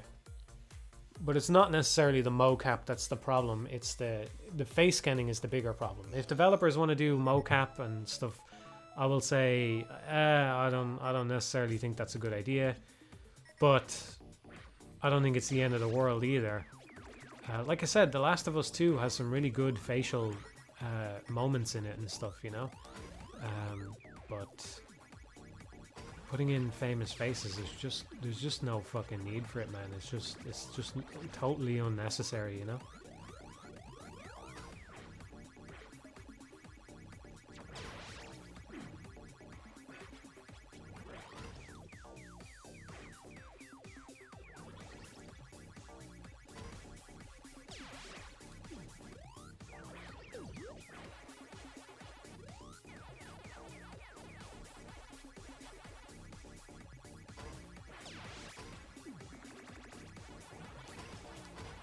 Tell you, while we're on the topic of Death Stranding, try and guess, right? If you had to guess, what would be my... If I could have one invention from Death Stranding, what would it be? Because I'll tell you, because the answer may surprise you, alright? This is now a clickbait video. The answer may surprise you, okay? One invention, with all the cool fucking technology in the game, what's the one invention I want out of the game? I'll tell you what it is, because there's a delay, I might as well just tell you now. The one thing I want is in the fucking shower, the big full body blow dryer thing. Man, I would love to have that. I would love to have that. When I get out of the shower, I feel like when I'm damp like that, I just feel like I can't do anything, you know? And it's terrible. If I had the option of getting one of those things, I would. If I was rich or something, I would love to have that big full body blow dryer and you just step in, dry, get out, you're done. That's it. I would love it. Fucking being damp is a waste of time, and you can quote me on that, alright?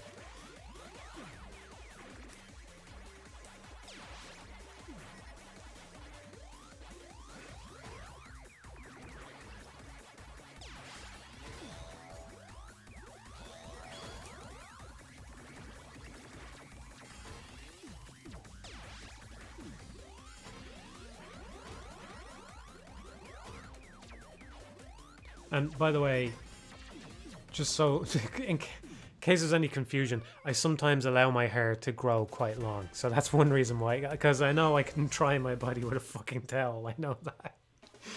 But you know, even then, I don't know. But it's the hair that gets me. I need a haircut, is what I'm saying. Just use a towel. Got a towel. Yeah, I should have clarified that first.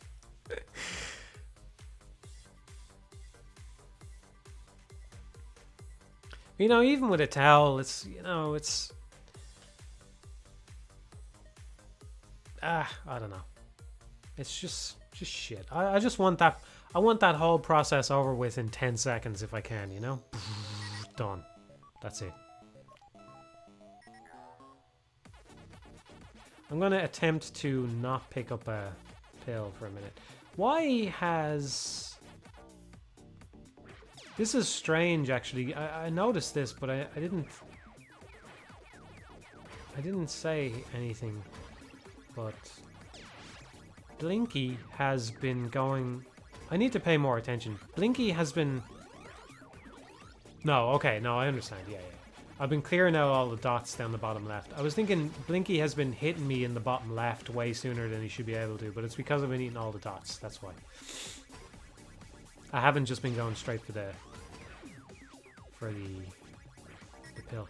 So, in case anybody doesn't know this, every ghost has a home that they like to go to. So, Blinky goes to the top right corner, Pinky goes to the top left, Inky goes to the bottom left, and Clyde goes to the bottom right. And at the start of every round, that's where they go. They'll always go to that corner. So you're always, if you're starting a new round of Pac-Man, this works in 99 as well.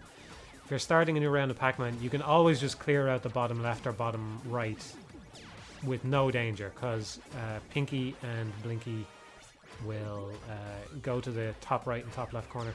You know, you could probably, even though I like how the game is deterministic, that's probably actually a little flaw with it.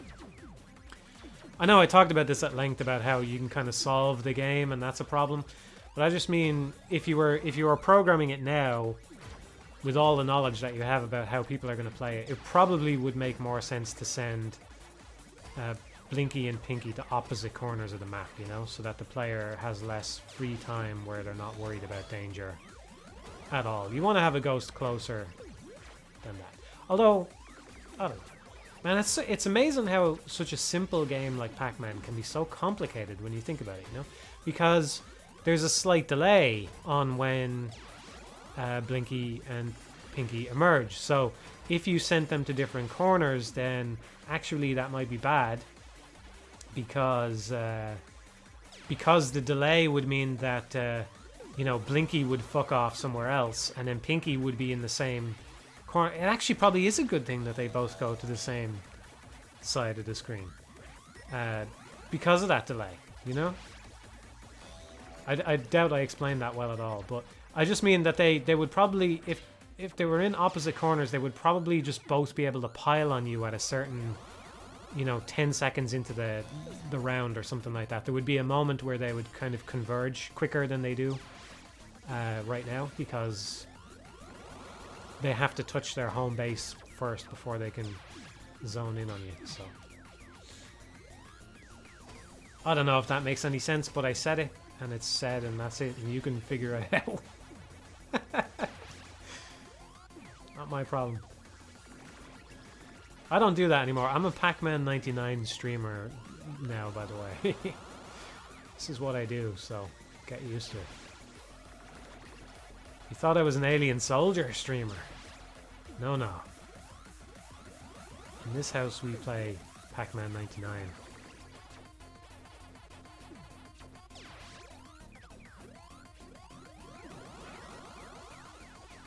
I feel like I was in the zone there for a minute because I don't even know what's happened. I was just talking about the ghosts for a minute and I have no idea.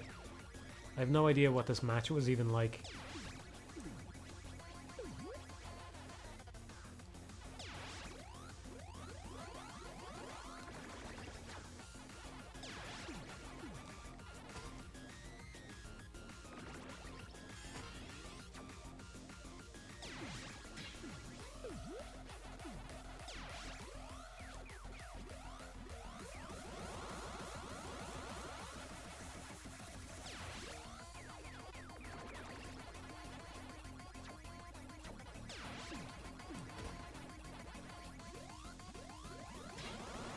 It's a good match now.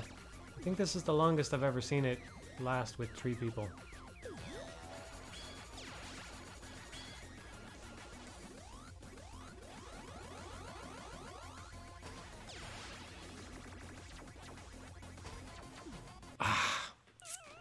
It's a shame. That was a good match, though. Hats off to USA Bandit. Pretty good.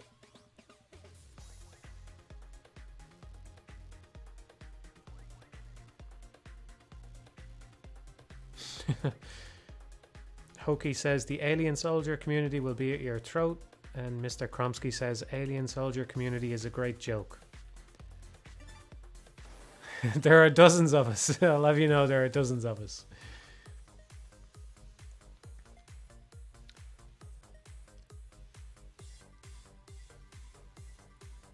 Reserve the praise for the Pac 1s, Supersonic.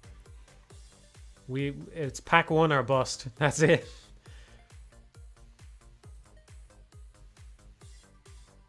Matthew Matosis is the alien soldier community. Yeah.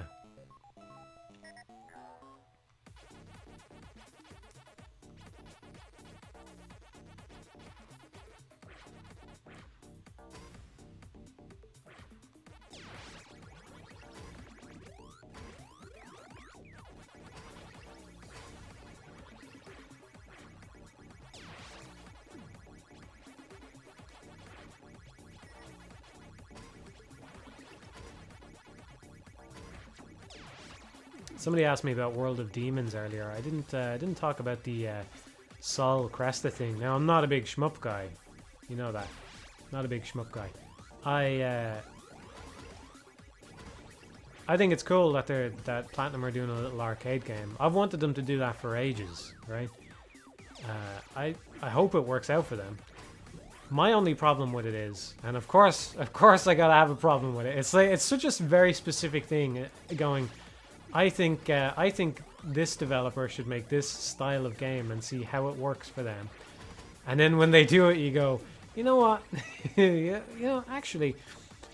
But it's a very minor quibble, right? But I'm not a shmup guy. But I think it's a problem. It's not a big problem, but I don't know why they have to use an established IP for it, you know? I think I'd be more excited if it was a new IP. And it could be the exact same fucking game, but like, the problem is just that Terra Cresta and, Moon Cresta or whatever. Terra Cresta is 41 years old, you know? The number of people who care about it is low, right? It's as old as Pac-Man, and the number of people that care about Pac-Man is already quite low. Much lower than it should be. So, I don't know. I just think that's kind of a mistake. I hope if they do more that they although they're calling it the Neo Classic Arcade series, but I hope if they do more, they throw in a couple of originals in there or something. That would be nice, you know? But I think it's cool. I'd like to see more developers do little arcade games. I think Platinum's a good fit for it. I don't know. I'm not a business guy, and I don't care about business at all, you know. But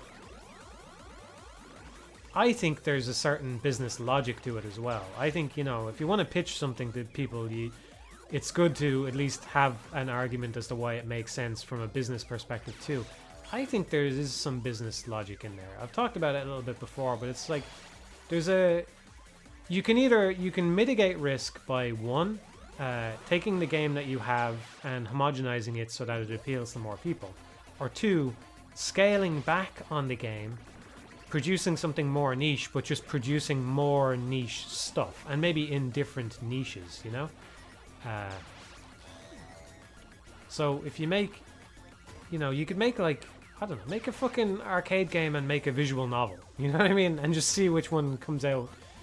Because, okay, both of them, it's very unlikely that both of them will be successful, but you've now doubled your chances, I think, in a way, you know what I mean? You've given yourself two opportunities.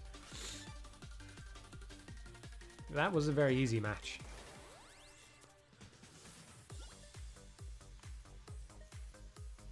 Ghosts going diagonal? What are you talking about?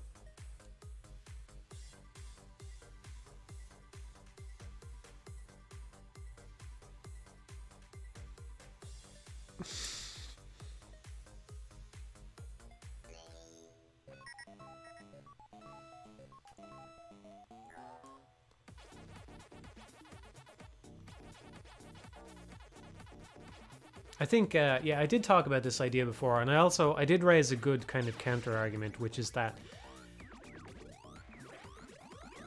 it's probably hard to keep people feeling. The more you split up your, say you have a big team with 100 or even 200 people, and you go, okay, we're gonna adopt Matthew Matosis's brilliant genius approach to, foolproof approach to business strategy, right? And what we're gonna do is we're just gonna split up. We have 100 people. That means we can have 10 teams of 10 people, right? You think about the size of the average indie team. It's less than 10 people, right? And they make some good games, the indie community. So, right, so now we're making 10 games instead. And then it turns out that, 2 of the games are a massive success. 4 of them bomb. And, a couple other ones just kind of break even. Well, I gotta imagine it's harder to keep everybody under the one roof then. It's hard to keep everybody feeling like they're all on the same team in that scenario. Because if you did work on the successful game, you'd probably be going,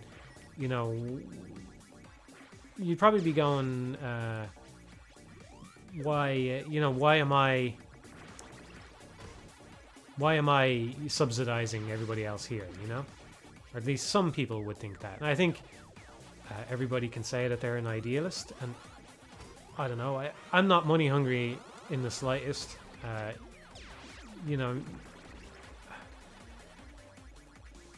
I always focus on quality over like what's gonna actually bring me in money, right?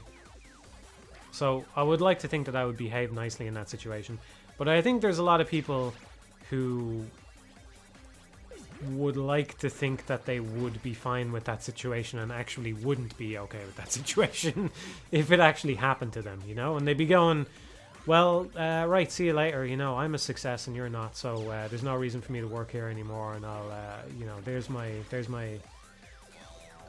2 weeks notice, and I'll go and make another game with these 10 guys, and we'll just copy what we did before, and it'll be a success, you know what I mean? That's gotta be a problem. There's gotta be a way of addressing that within the company, you know what I mean? And as well, I've been thinking as well, because you know me, I work by myself, but I've been thinking, what if I wanted a little team? And it's, you think to yourself, I don't know if I should be talking about this, but I will, because whatever, right? You think it would be nice if, say, you brought on other people, if you could go, well, let's profit share. I'm not hungry. I want everybody to get their fair piece of the pie. But what I would worry about that personally is that I know it wouldn't influence me, because if I have an idea that I want to pursue, I would go, fuck it, this is going to bomb, but we're doing it anyway, right? Yeah, we're doing 15 Alien Soldier streams in a row, and if you don't like it, that's that, you know what I mean? Or you can either watch the Zachtronics reviews or not, right? And you either like them or you don't, and that's it. And I'm going to do them either way because I'm passionate about it, right? I know I'm capable of doing that.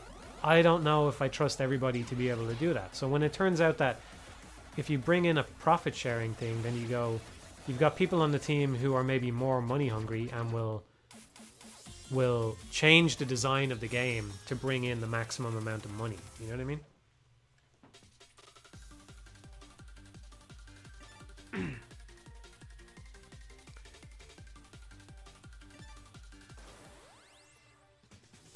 Get with it or get gone, but the problem is, so you can go like, okay, if it's a team, you can just oversee them and make sure that doesn't happen. But if the team gets large, you want to trust. It's not just going, okay, I don't like that because I think it's going to appeal to more people, right? First of all, you can't do that because you want your game to be good, right? You want people to enjoy your game, and a large part of that is just following what you think is good. But also that will align with what other people like a lot of the time too, right? So you can't just go, okay, well, people are going to like that, and so, you're doing that for the money or whatever. You also want to know, when it comes to every tiny little decision, say you go to somebody, I don't know, we want music for the game. What kind of style do you think is going to work best, And they come out with something that a lot of other games are doing, or something that happens to be popular around the time that the game is made, and you think, well, you don't want to always be second guessing are you saying that because that's gonna give you a bigger profit share at the end of the day, or do you actually think that that's what works? You know. Yeah. So it's, and I think that's it's in the same ballpark as what I'm talking about. I've digressed a little bit, but I think it's in the same ballpark as what I'm talking about when I'm talking about teams making smaller games like that, you know? But there's got to be I think you know, Platinum's probably got a nice balance. They can probably get a nicer balance going where they can make some really small games and then you use that as a training exercise for your staff, you know, like what happened with Beautiful Joe. That was apparently just a way of getting some of the staff to improve their skills, right? It was like a design exercise for Kamiya, and I don't know, I think it was one of the first games Inaba produced, I think. So it's building up their skills, but then it's like, okay, well, once you've done that, then, you know, you can come and you can make this bigger game as well. You probably need to have a little bit of both going on, if I'm being honest. But yeah, in general, I would like to see more small stuff. And I think there's a right way and a wrong way to do small stuff. Like, for example, Insomniac tried to do that with the Ratchet series, and I really didn't like that for that. I think that part of the problem there was using an established IP, you know? I'm not saying those games were bad. I only played... I think I played Quest for Booty, and I enjoyed what I played of it. I'm not sure I even finished it, but it was good. It was a perfectly good Ratchet game, but it was like... I know this series, and I just want a little bit more meat on the bones here because I've had this before with this game, you know? Whereas if you just go, well, we have this idea for something else, and we can make that instead, I think that can work better, you know? Good and bad ways to do it, I think. As with most things out there. I feel like I'm just yammering now. How do I not have a fruit yet? This is bad. This is really bad. No! That was bad. I underestimated the fruit. Can you put public domain music in your game? I don't know what that means. I don't know what you mean by that. I'm sure you can, yeah. I mean, you can legally. Of course you can. If it's in the public domain, you can do anything with it.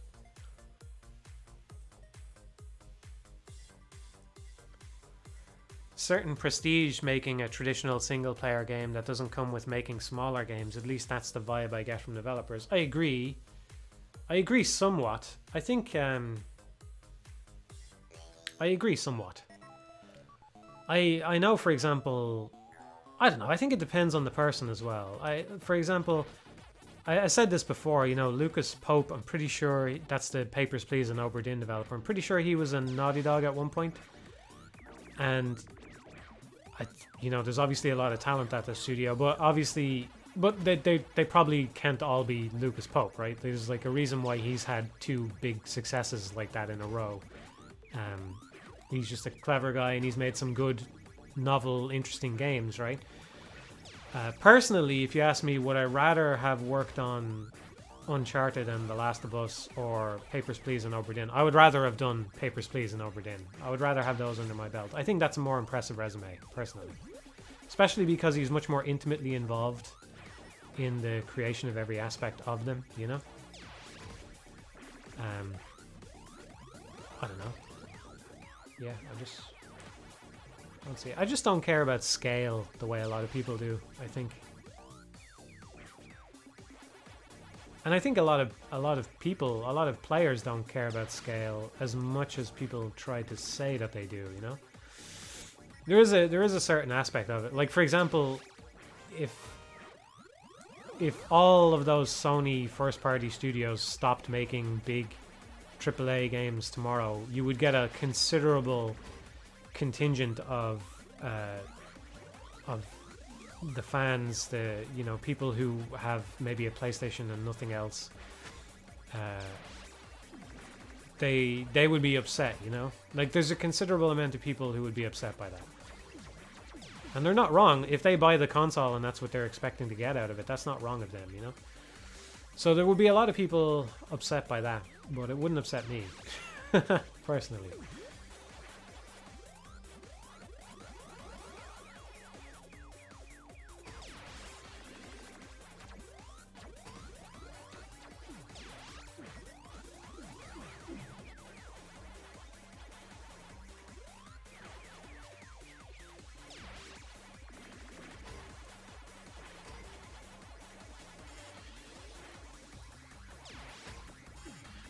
There is, I think, in terms of selling consoles and stuff like that, there is.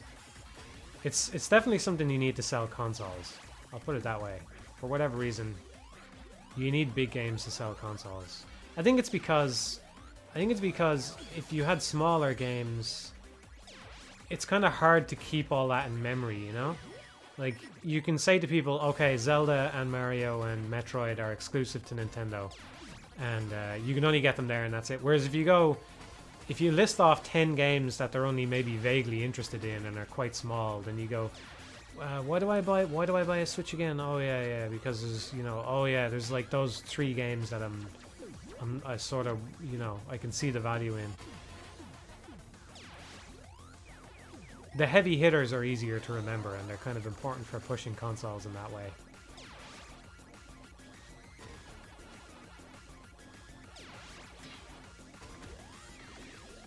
A lot of red jammers right now. I really need some fruit.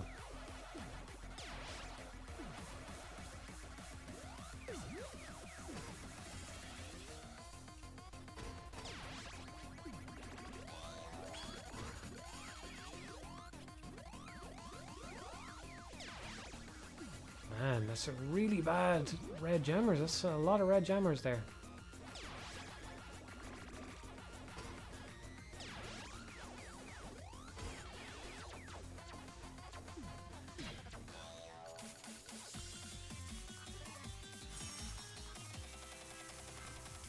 Did you watch Kino's Journey subbed or dubbed? I always watch anime subbed.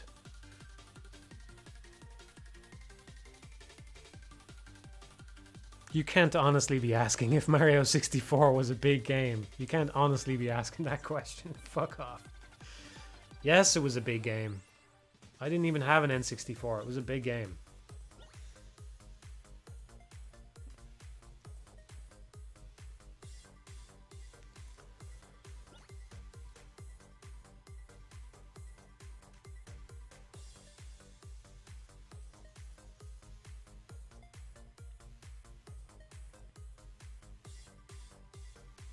Don't know about you, but Gravity Rush 2 was a PS4 system seller. It didn't sell a PS4 to me because I didn't hate Gravity Rush, but I was not as enamored by it as most people. But I am happy it got made. I think it has a really nice world, and I liked some of the music. And actually, I should probably put one of the tracks on my favorites playlist, maybe. But it's a nice world, and you know, I commend them for trying something. I think the gameplay was a little bit repetitive, and I wasn't really that into it. I didn't give the second game much time. Maybe it's better. I know they put effort into it. They certainly expanded on it with the different forms and stuff. So I probably should give it another chance. But it was never really for me. But on the flip side, the Japan studio shutdown does make me more reluctant to get a PS5, because it's not just about Gravity Rush, right? It's not just going, oh, I didn't really care for Gravity Rush, so, you know, so therefore Japan studio shit. There's just something nice about having that variety of games that you can't get elsewhere, you know?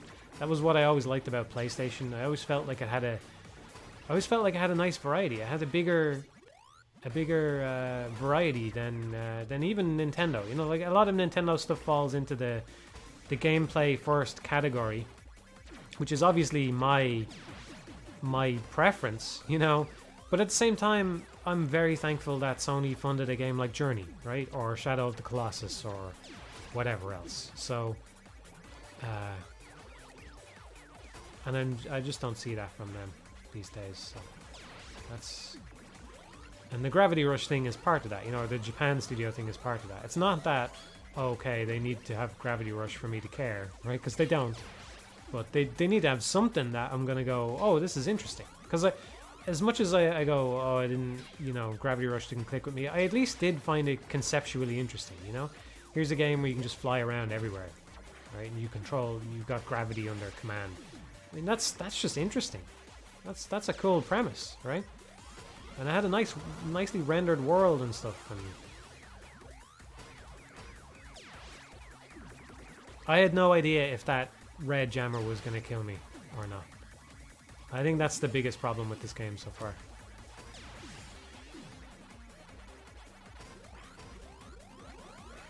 I also don't really like the way the train sort of jumps like that. I feel like I should just be able to sit there and eat them all.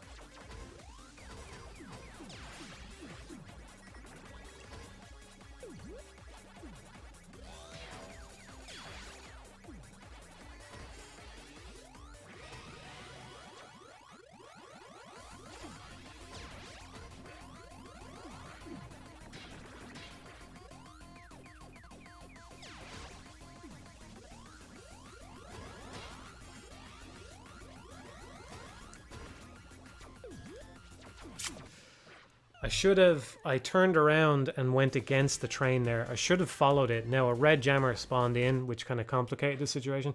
I should have followed that though, because I would have gotten to eat a lot of them and it would have taken me much closer to the pellet up on the top right. So I shouldn't have turned around there. That was my big mistake there.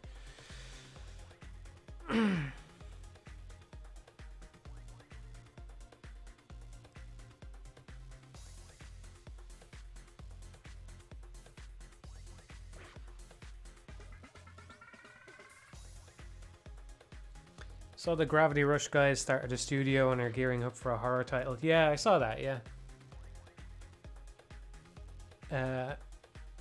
Yeah, I hope it turns out well for them.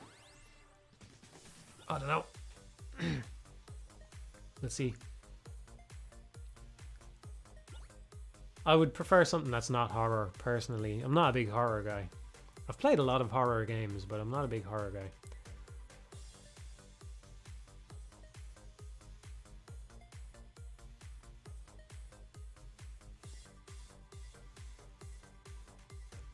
Did you ever play Paper Mario Origami King? I haven't, no. I haven't played Color Splash. Yeah, no, I was right. Look at that. Blinky came right down to me. Is this a special behavior he has when there's only pills at the start or something?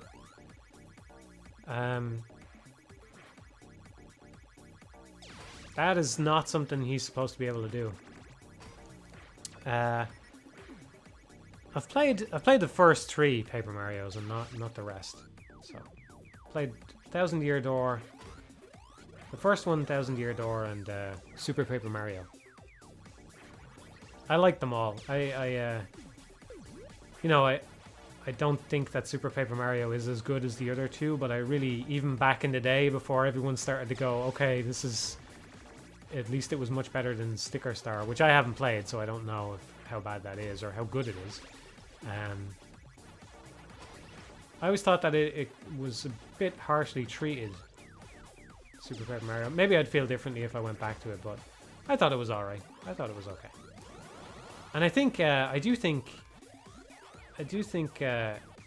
as much as I liked the Thousand Year Door, it was very much a retread of the first game. I think I played Thousand Year Door first, and then I played the original, just because I had a GameCube. I didn't have an N64, I had a GameCube, so it was just easier to get my hands on Thousand Year Door back in the day. I think I played that one first, and then I went back and played the original a few years later, and I remember going, wow, this is really similar to a Thousand Year Door, you know? But they're both good. Both very good. I like the, you know, you can probably guess this about me. I like the, including some skill in the turn-based combat. I like that. I like that you don't have to take damage if you're good enough, you know. Look, you know me well enough by now, don't you? You know me well enough by now. I think you got an idea, right? But I like it. Yeah, I have been meaning to get around to Color Splash, and then I'll try Origami King eventually. I'm interested. I've heard a lot of people who disliked the later ones. They were okay with Origami King, and I don't know. I am sympathetic to the. I haven't played it, so I don't know that much. But apparently you don't level up. You use stickers or something, and people really hate that. It does sound kind of bad. From what I know about it, that you're always expending items in combat. That doesn't sound very enjoyable. That's how I understand it to be, anyway.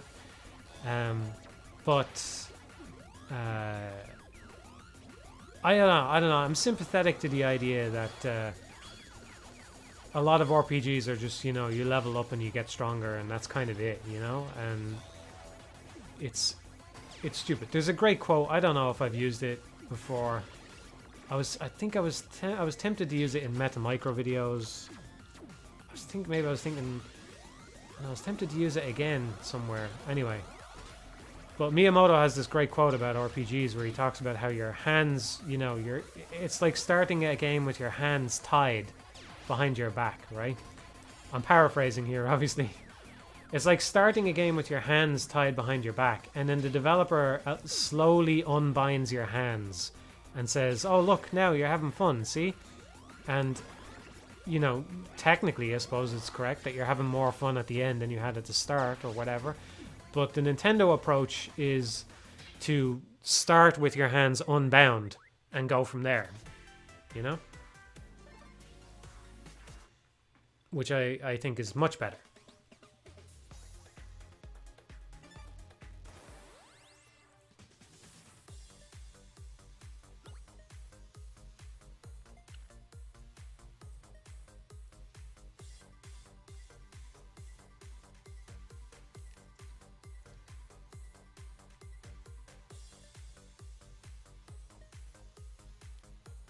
Do you like Mario and Luigi RPGs? Yeah.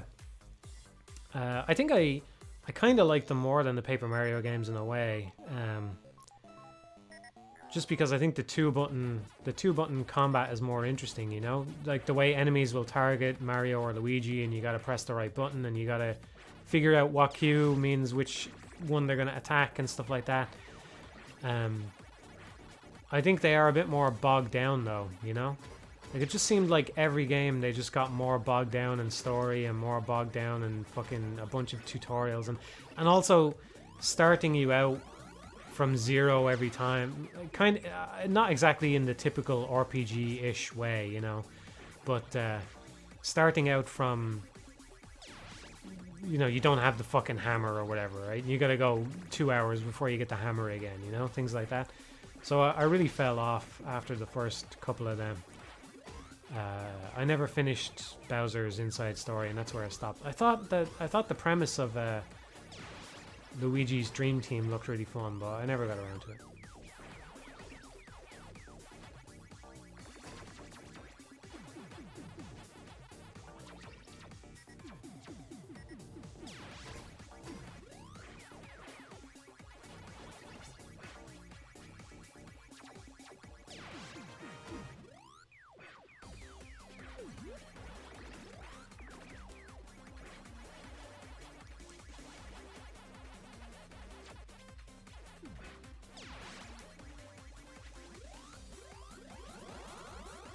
Supposed to be on train there.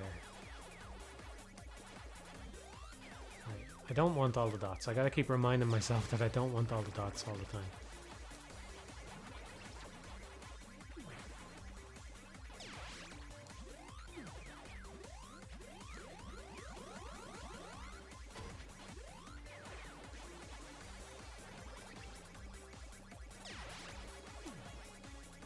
I can almost read the chat when I'm waiting to eat a pellet, but not quite.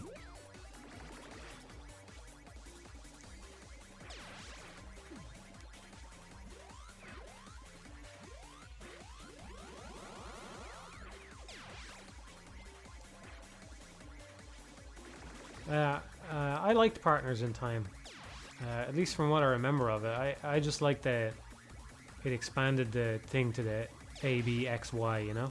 I thought that was pretty cool. It was a pretty clever way of doing it. There's some nice clever stuff in there, like the way... Oh, fuck. I was mistaken there. I don't know why some wire got crossed, and I was thinking that the fruit would refresh the pill, you know? Some good stuff in there. Like the way when you get knocked out, you... What is it? Something happens where they got to pick up the kid, and it makes them much harder to. It makes it much harder to avoid attacks with them if somebody gets knocked out. Oh, that's in the first game, right? I don't know. Yeah, when one of them gets knocked out, they become much more sluggish. You know, that's great. That's such a great little touch.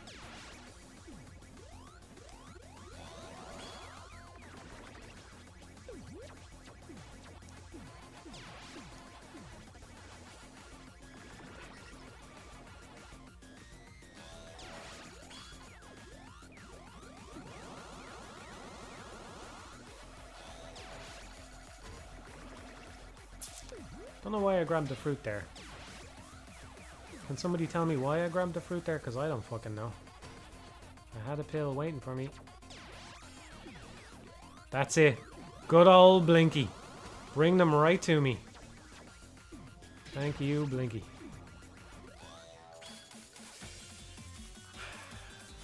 Blinky is my bro.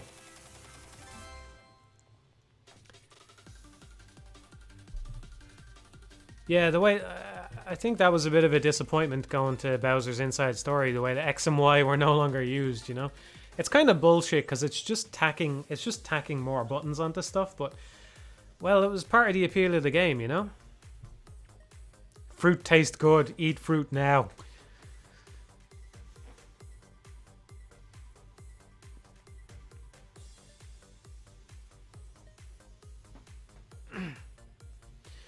Does SMT3 ever pick up, Matthew? A little disappointing 3 hours in. I feel I am just using auto attack to win and it doesn't feel engaging enough to me.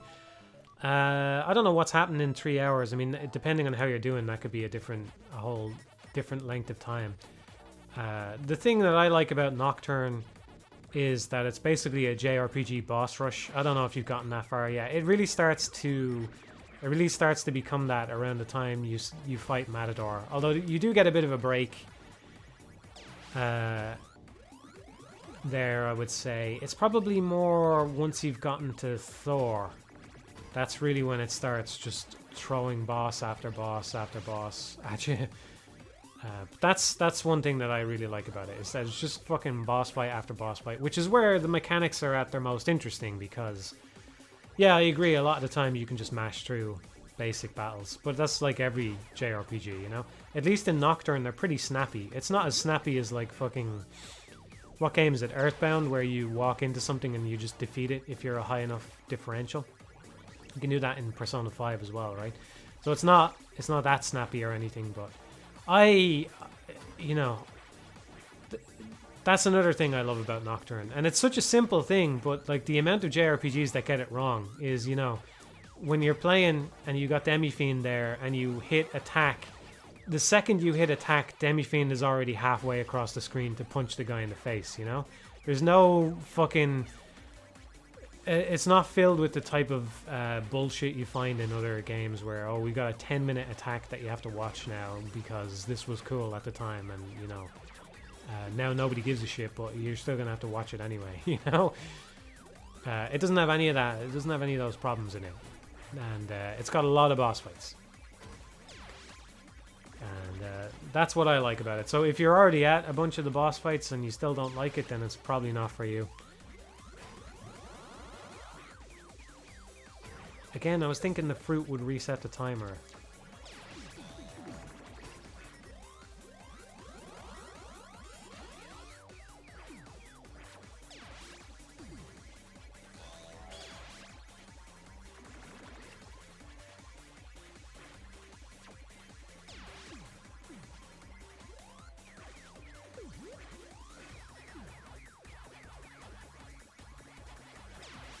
Did I lose it? I did. Oh, briefly. What was it? Like 2 frames it was fucking gone or something?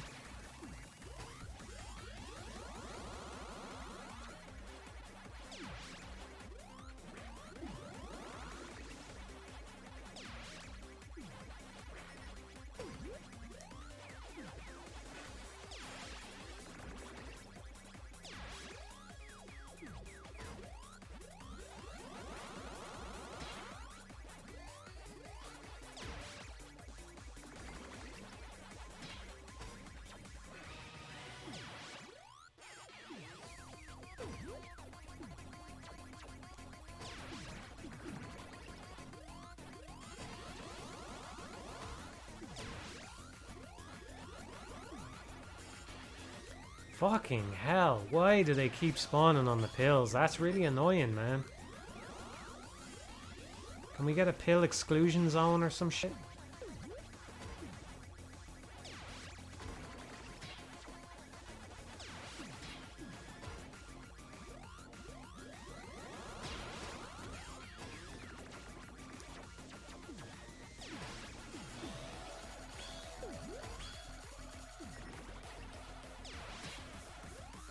It would be worth, when it gets into the late game like this, it would be worth remembering which ghost is at the head of the train. I presume it dictates their behavior even when they're in the train. There's a big difference between having it on Blinky or Clyde. It's really bad for it to be on Clyde, I suppose. You really would want it to be on Blinky. And it might, if you could, I don't know if I can process the game to this degree, especially when I'm streaming, but it would be worth, it would probably be worth going, if it's on Clyde, delete the whole train if you can. Like, if you have a little bit of wiggle room, get rid of the whole train so that it can go on someone else instead. And then if it's on Blinky, whittle it down, because then he'll follow you around and you'll be able to kind of nibble away at it from time to time. That would be another layer of strategy, but I don't think I can I don't think I'm at the point where I can process the game at that level right now.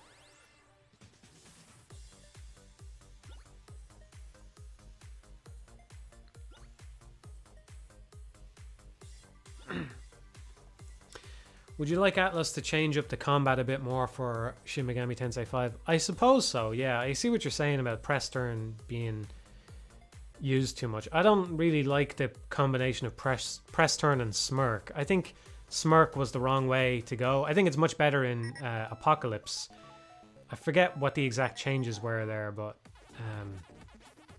there were a few good changes, like the Hama and Mudo skills only being instant kills if you have Smirk. I think that's how they worked, right? So there was some nice changes related to Smirk, but the problem with Smirk is that it doubles down on press turn. You get a bonus for exploiting the weakness of the enemy, when exploiting the weakness of the enemy in itself is the bonus, right? So it shouldn't confer an extra bonus on top of that. If anything, what I think the combat needs is like an anti-press turn, like something that means that when you exploit too many weaknesses, something bad happens, right? Or maybe not even something bad necessarily, because that might feel bad, you know, but some kind of countermeasure needs to kick in when you exploit weaknesses over and over again. That's really what the game needs, not something that doubles down on the weaknesses and actually rewards you for doing the thing which is advantageous, you know? That's the problem. But at the same time, I gotta say, I think Strange Journey has a great setting and a lot of great stuff to it, but the system that they used in that, the demon co-op thing, was fucking bad, man. It was not better than press turn. So if they're gonna replace press turn, they need to replace it with something that's better, right? If it's just gonna be something that's worse, then there's no point. That's my caveat, you know. Otherwise, I would like to see them replace it, or I'd like to see them tinker around with it more, you know. Do something like I'm saying, where instead of having Smirk, you have some other system that sits on top of press turn and adds some more variety to it. I think that would be good. But yeah, you know, I'm always in favor of change as long as it's done well. As long as it's done well. How many wins have I got tonight? Anybody been keeping track? Did I get any good streaks? I don't know. I haven't really been paying attention. I feel like I haven't got any good streaks. I think I get a loss. I'm not even sure I've won 3 in a row. Have I?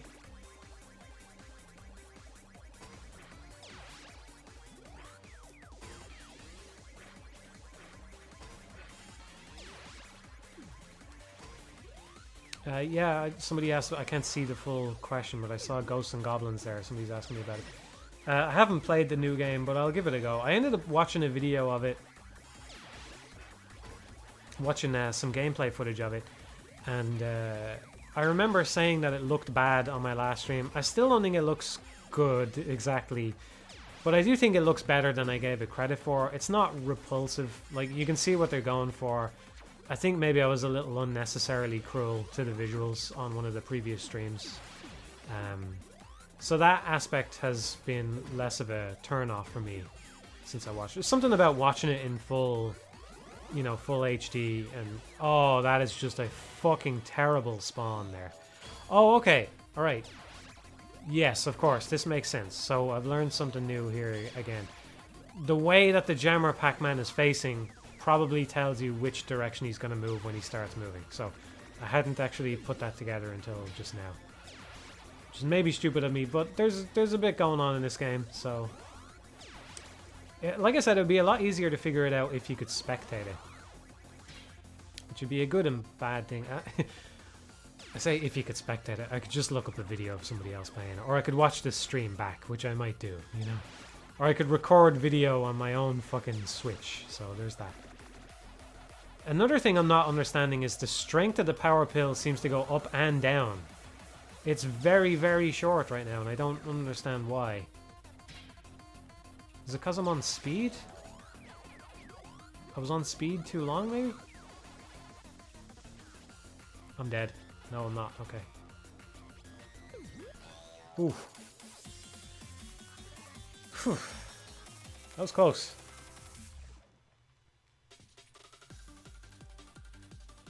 It looks like a storybook. It's going for a storybook kind of look, and I don't think it's the best. I would prefer to just see nice pixel art, personally. But it doesn't look as bad as I thought it did at first glance. It's to the point where I can play it, so I'm gonna play it at some point. I don't know if I want to buy it on the Switch though.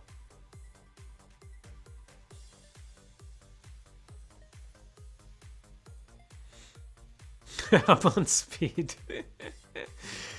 I'm on speed.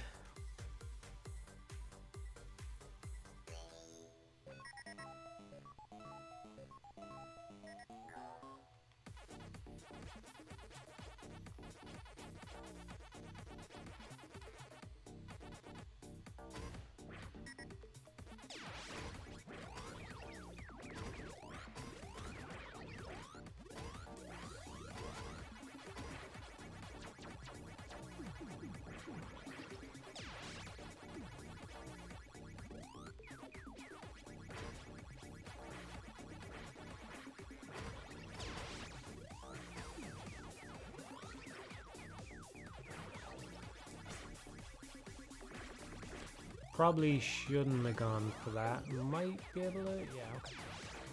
Kept the combo up. That's the main thing. This is going to be a hard board to clear now. I think I'm just going to have to commit to dropping the combo here. I fucked that up somehow. I'm not sure how, but I fucked that up somehow.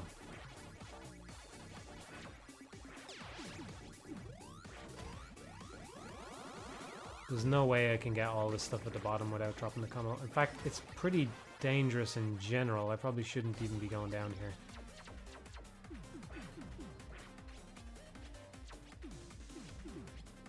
Ah, that was bad. That was very bad. That was bad.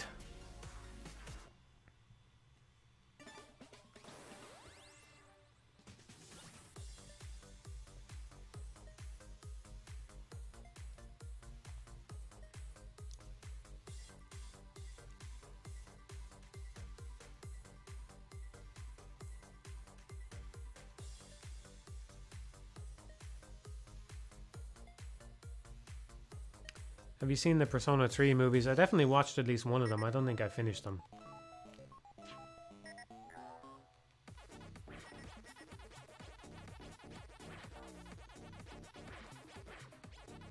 I thought it was okay. I thought they got the color palette right, you know? But there's certain things you're not going to be able to capture. I don't know how the later films are, but you know, like some of the best moments in the game are... I can't remember which Arcana it is, but you know, the social link with the guy in the park, that's easily one of the best social links in the game, and I don't think I saw him in the film at all.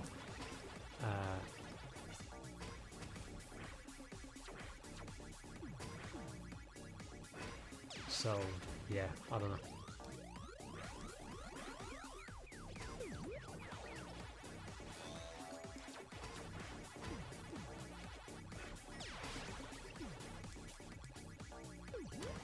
Why did I do that? Why did I eat the delicious fucking fruit? Why do I do it?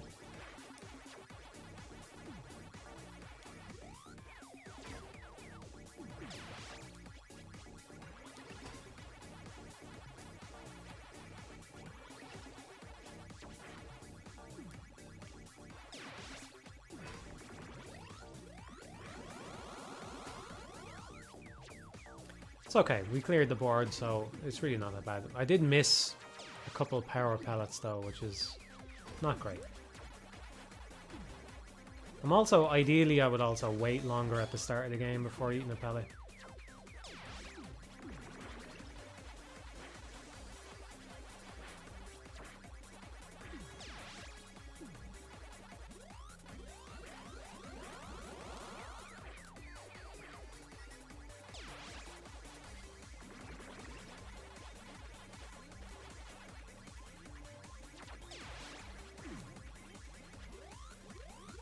Probably shouldn't have gone for that. It's okay.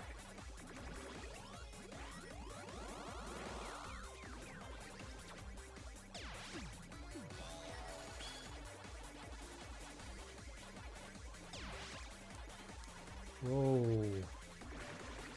Lost track of myself there. Did I lose it? I think I lost it. Fuck. Fuck, man. That was a lot of jammers. Not doing so well now.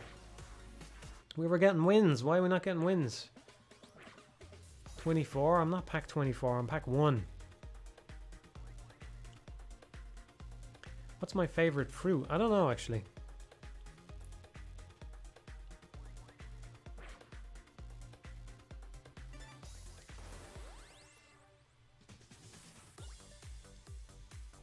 Bananas, maybe.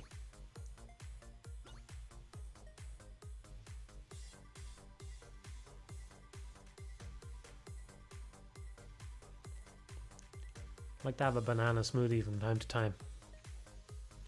I don't have a lot of fruit intake.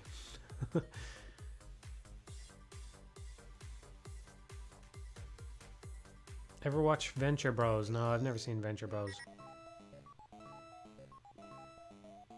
Man, I haven't had grapes in ages. I would have forgotten grapes existed if you hadn't just said grapes. Grapes? What are grapes?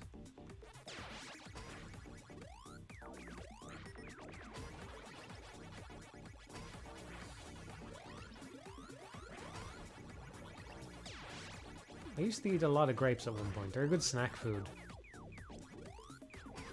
Why did I do it? Why did I eat the fruit? Stop eating the fruit, man. I'm blaming chat for that one. You got me thinking about fucking eating fruit. And that's no good. We don't want to eat the fruit in this game. Fruit is bad for you in Pac-Man. You want to eat ghosts. Pac-Man eats ghosts, not fruit.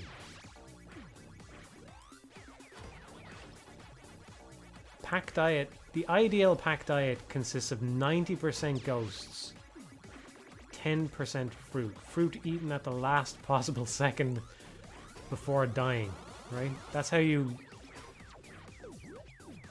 ward off death, is you just eat the fruit at the last possible second.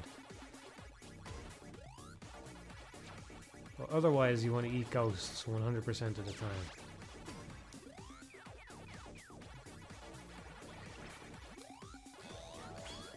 What do you reckon ghosts taste like anyway?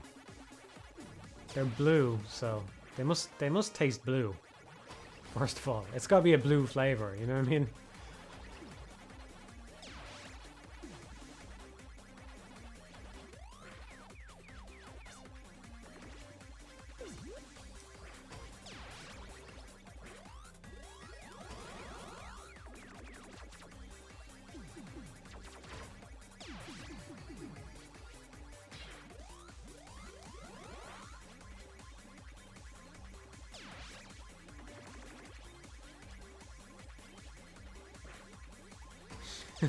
I'm gonna say Parma violets. They taste like Parma violets.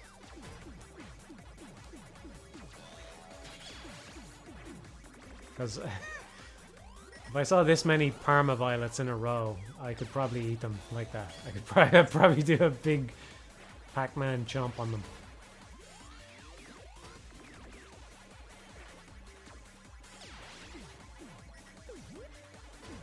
Parma Violet is a good answer. I haven't been able to read the chat, and I can't see it, but I'm betting it's a better answer than most of the chat. I'm just gonna throw that out there because there's something ethereal about the Parma Violet, okay? Because it's like a flowery taste. It's the taste of a flower, essentially, I think, right? And And there's something about that that's ghostly. Flowers are ghostly, aren't they? There's something to it. You know I'm right. Don't pretend you don't know I'm right, okay? There's probably some fuck trying to pretend that I'm not right.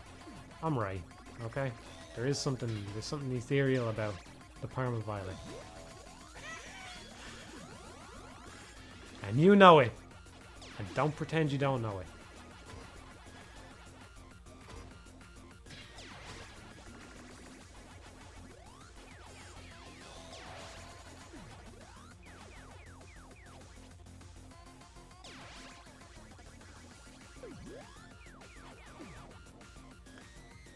Linky, he's my friend. He brings ghosts to me. He delivers ghosts to me. Linky is part of the gig economy. He's a delivery driver.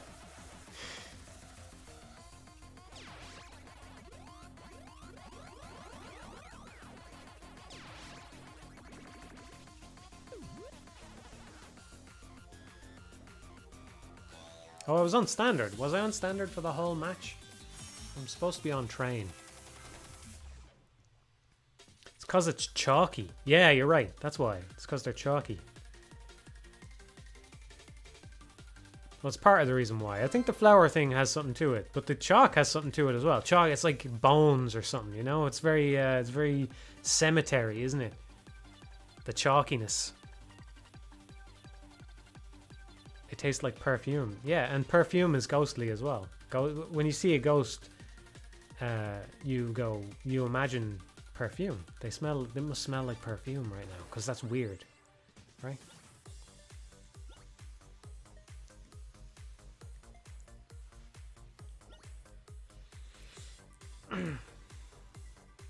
Do you plan on making any more commentaries a la the Dark Souls or Demon Souls commentaries? Well, I made Devil May Cry and Beautiful Joe commentaries, so there's those. Otherwise, no, I don't plan on making any more anythings. I don't make things anymore. I play Pac-Man. I eat ghosts for a living. Look at me go. Look at me go.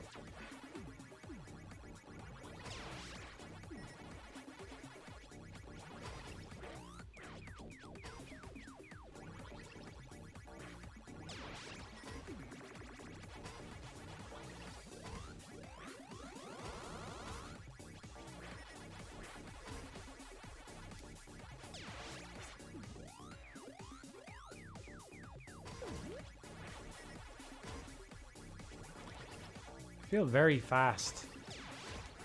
Okay.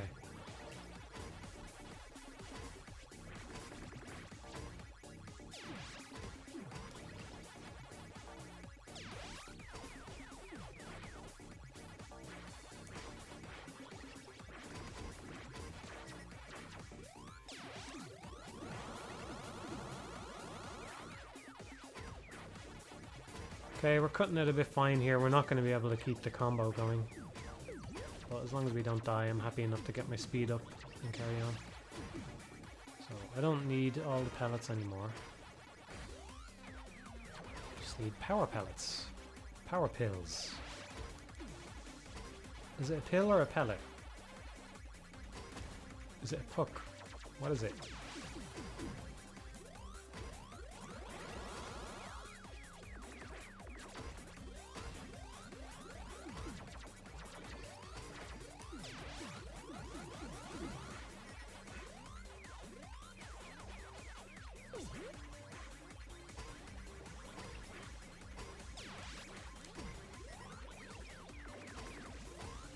Seems like that probably spawns them on the closest ghost to you. I haven't been thinking about that until just now. Oh, fuck! Ah. I was watching the ghost train, I wasn't looking at myself, and I didn't realize I was getting jammed. And so I thought if I tapped up and down, I would have eaten the pellet.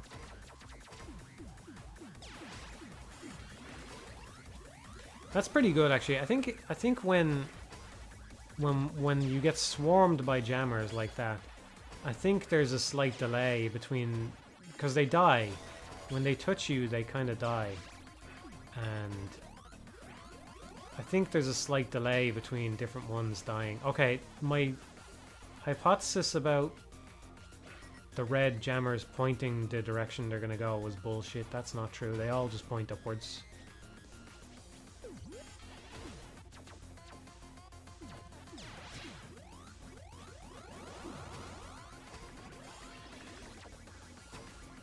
That would be a nice touch if they pointed the direction they were about to move. There's really no reason not to render them that way. Unless, I suppose, it's deciding where to move them the second they become free to move, but then you mean you can just change that behavior. It doesn't have to work that way.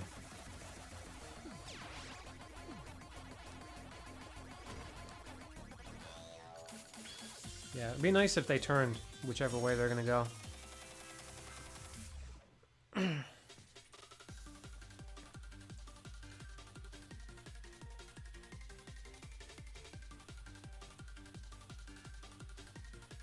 Hi Matt, long-time viewer. What are some games you'd say personally define the 8th gen for you? Or what 8th gen games will you be replaying for years to come? What is the 8th gen? Oh, somebody's already said. 8th gen is PS4, Xbox, and I presume Wii U then as well, right? The Switch is kind of on a different, it's kind of in between. The Switch, because the Switch is 4 years ago already, so you can't put it in the same category with the PS5, can you? I don't know. I don't know. I don't fucking know, man. I don't remember. I don't remember when. I don't remember all the games. I'm obviously going to be playing the Wonderful 101 for a very long time and never shutting the fuck up about it. I don't know. Games like The Last Guardian. I don't think I've done a full playthrough of The Last Guardian since I finished it. Part of the reason for that is because I want them to remove the fucking button prompts that always come up. And I feel like the minute I go to play it, they'll put out a patch that removes them. So I haven't replayed it, but I definitely will replay that. I'm glad to have it in my library. You know what I mean? I don't know, I'll probably go through Bloodborne again sometime.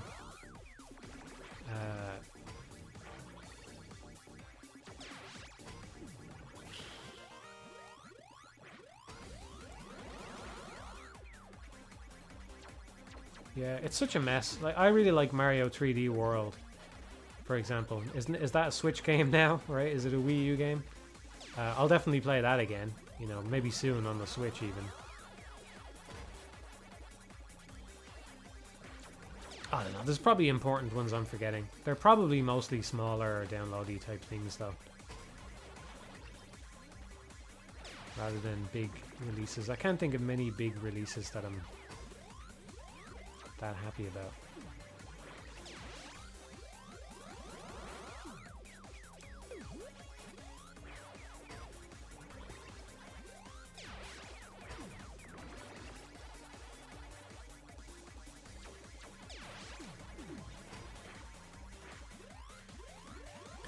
The train has been very kind.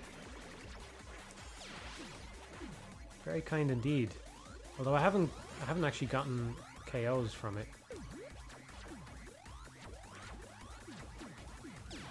Oh, I lost it there, didn't I?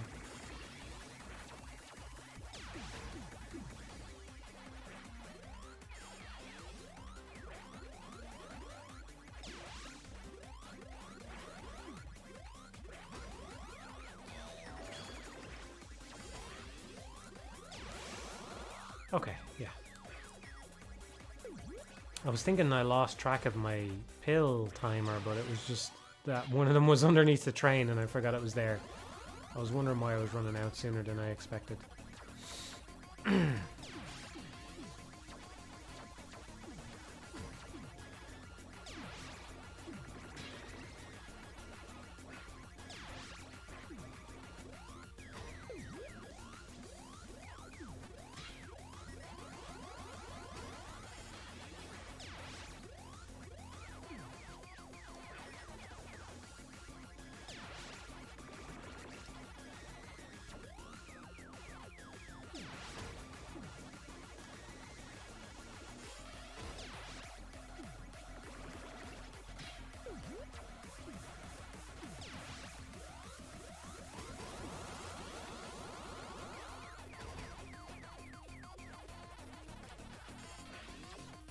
I nearly didn't get that in time because I got slowed down by the jammers.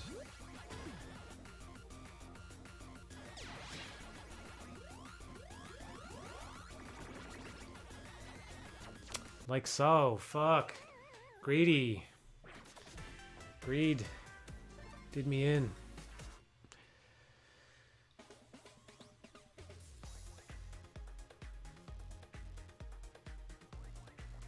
Oh yeah, Prey 2017. Yeah, yeah. Yeah, I think people will be replaying that one for a long time. Yeah, I'll replay Breath of the Wild, obviously. But again, I don't know whether to count that as part of the 7th generation. Who gives a fuck? Whatever. Yeah, it's a great game. I'm gonna replay it.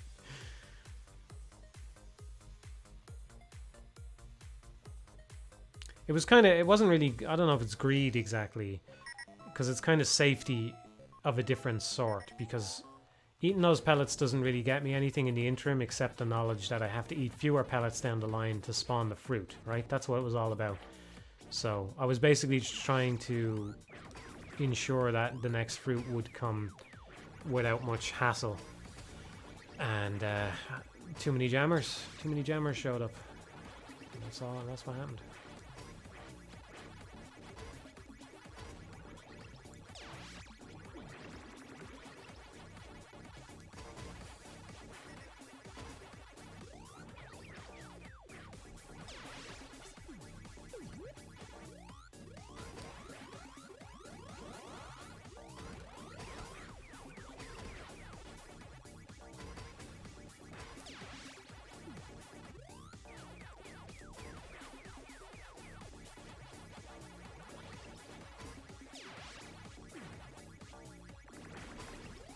I like the name Jammer for them.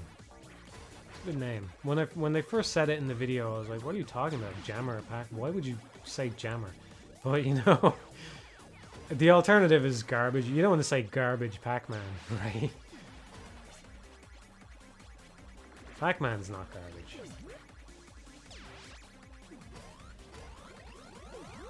Oh, I got the fruit. Fuck, I've just needlessly gone up a whole level. That's really bad. That was a really bad one. Probably most people are not using the strategy that I'm using, so it might just put me level with them, but that's a big advantage lost right there.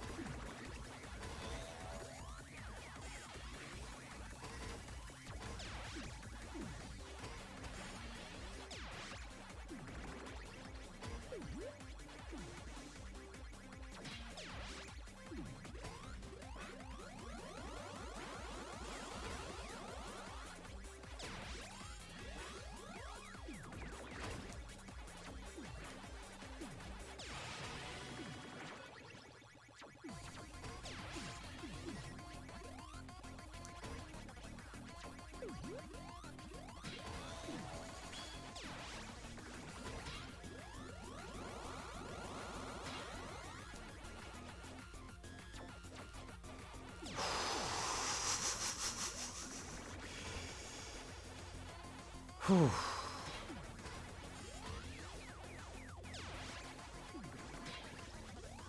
Hopefully we have enough to get a fruit. We do. I saw it underneath the train there briefly. Alright. Good. Round 9. This might be the highest round I've actually gone to.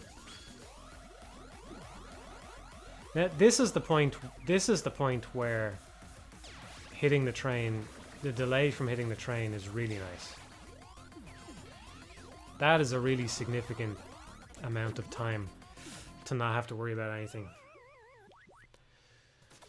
It's a shame. been number 4 too many times. I want to get top 3 at least, you know? It's a frustrating place to be.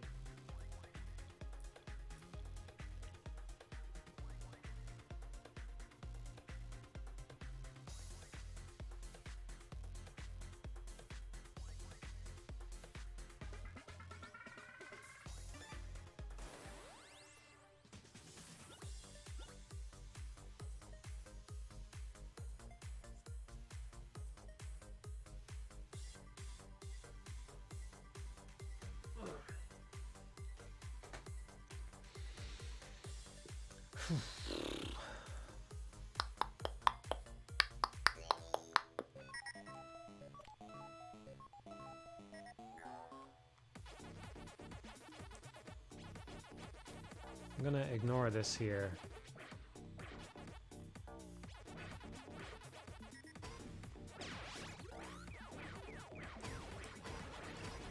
I've saved a little bit of time there by doing that.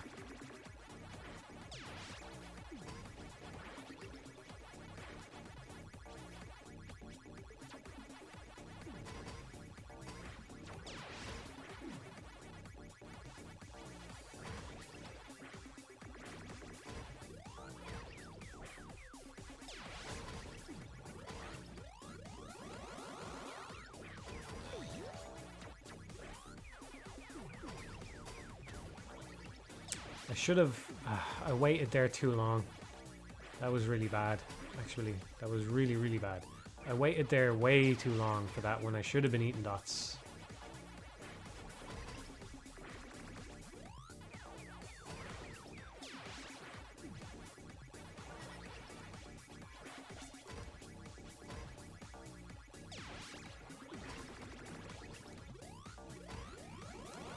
There's no point just sitting there when you can clear out some dots and ensure you're going to get the fruit.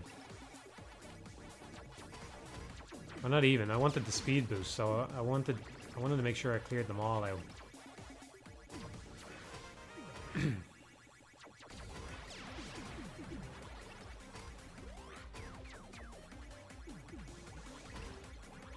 Who is it? It's not Clyde. It's annoying that they're running away from me. It's Inky, I think. It's gotta be Inky. If it was Blinky, he would have come to me before now. So he's gonna prefer the bottom left corner.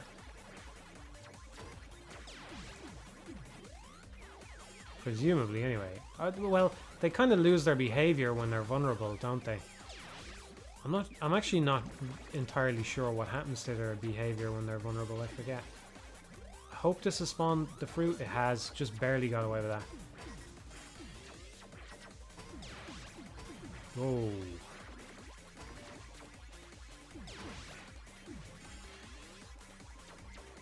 I nearly went for the fruit again by default. Circle around and get it this way.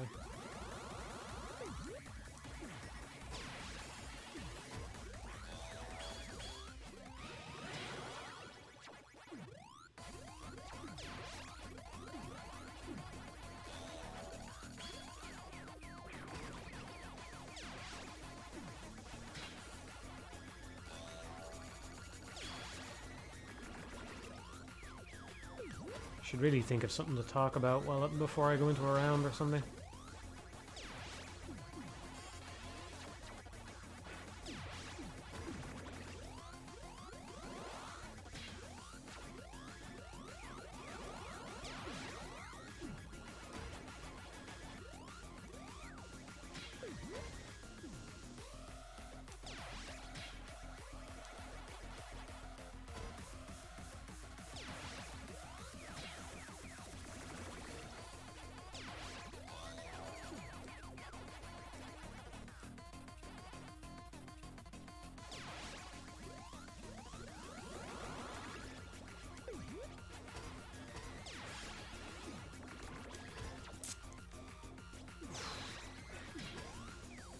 Oh, just barely.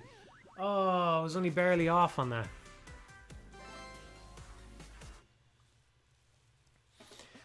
Rank the ghosts. Oh, it was second.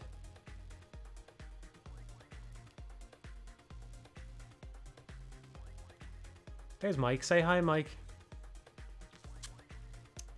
I was second. I didn't realize that. I thought I was going to be fifth or something.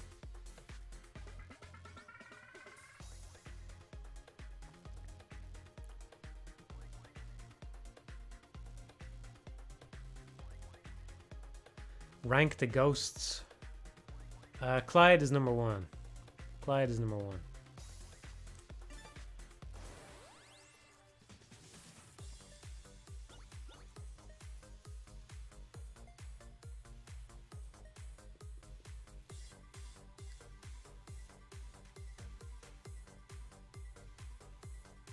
How's your Nihongo going? No progress since last time. I do the Yankee and that's it.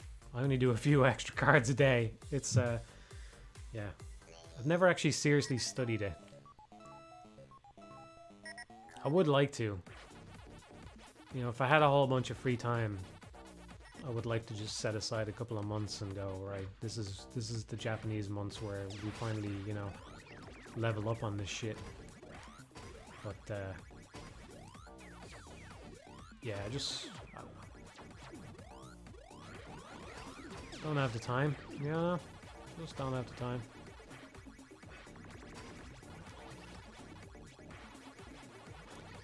I feel like I have to be doing something else all the time. Something genuinely productive. I don't know if it's genuinely productive.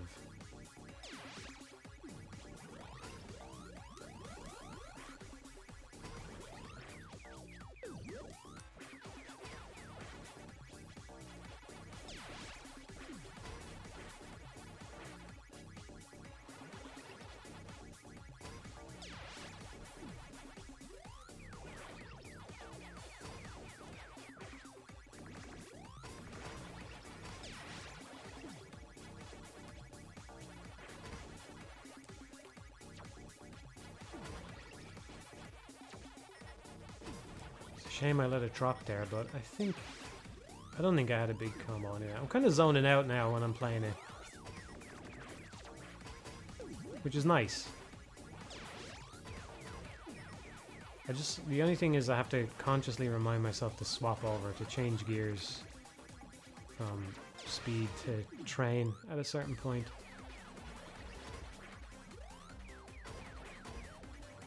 Thoughts on Luigi's Mansion 3? I didn't finish it.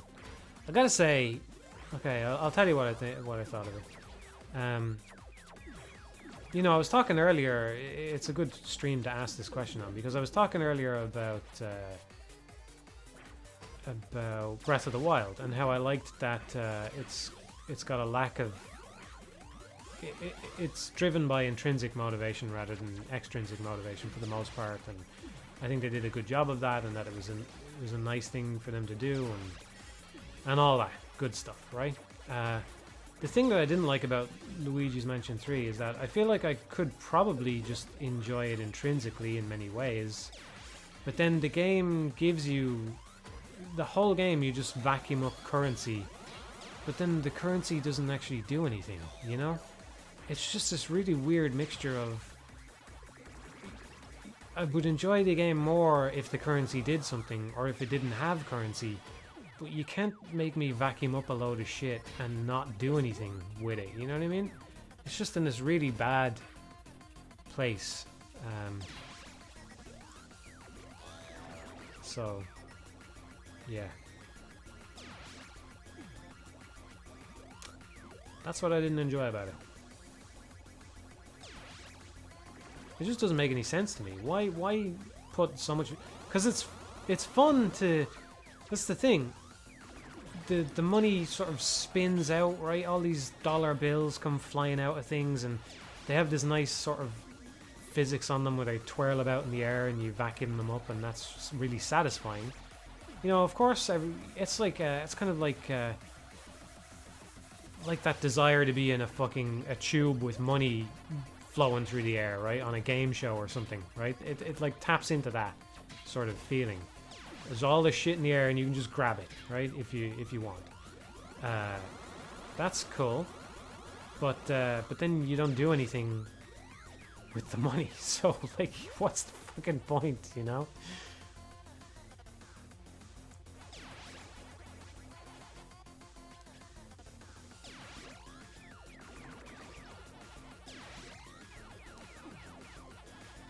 Good old Clyde. Clyde's my friend. Clyde doesn't really want to hurt me. He doesn't really.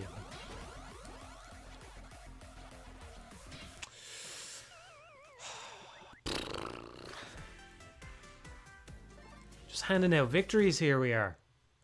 That's all we're doing. A mandible.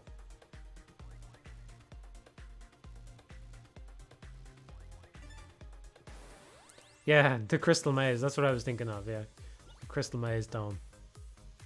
Man, I always wanted to be in that. Who didn't want to be in that thing at the end? When you saw it, you know? All these tin foil things flying around and you're just snatching them out of the air. It looks so much fun. It must have been really hard to tell the different colors apart though, because every team picked up a load of fucking, what was it? There was silver and gold. And if you picked up silver ones, they counted against you. If you picked up gold ones, they were for you. And every team had a shitload of silver at the end, and they all walked away with barely anything. It must have been really hard to tell the difference between them when you were actually in that tube, you know? Dun, dun, dun, dun, dun, dun, dun, dun, dun, dun, dun, dun, dun, dun, dun.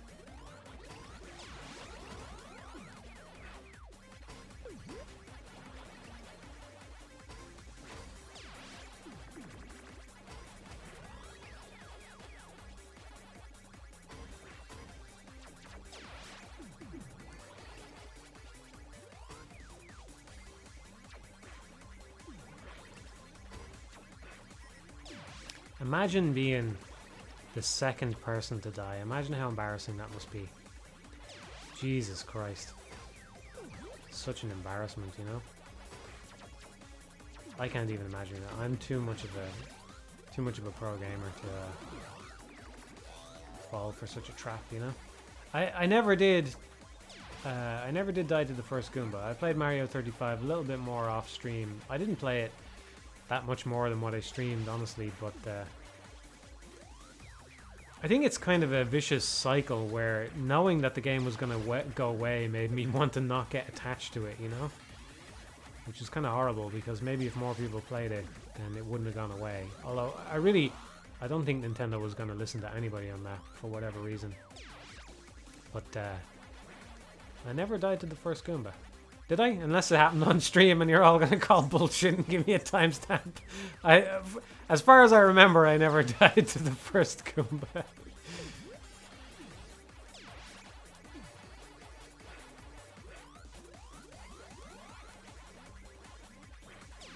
That Goomba is a stone cold killer though.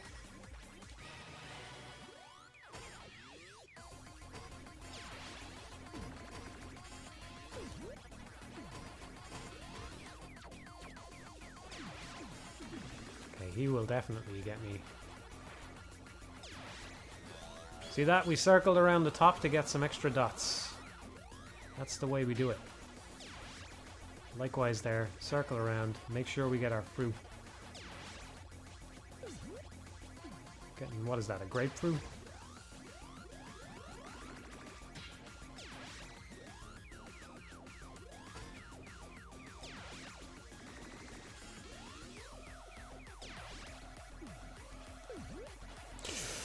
Oh, holy shit! How did I not get got by that? What the fuck?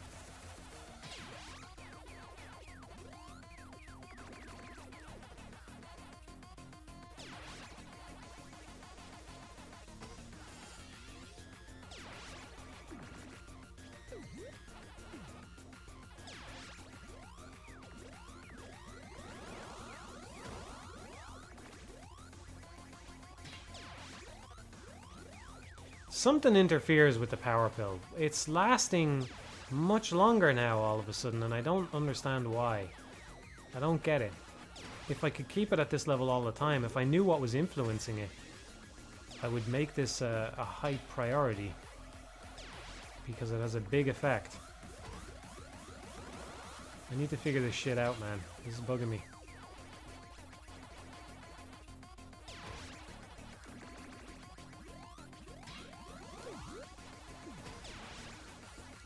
Now it's low again. Ah. Duh.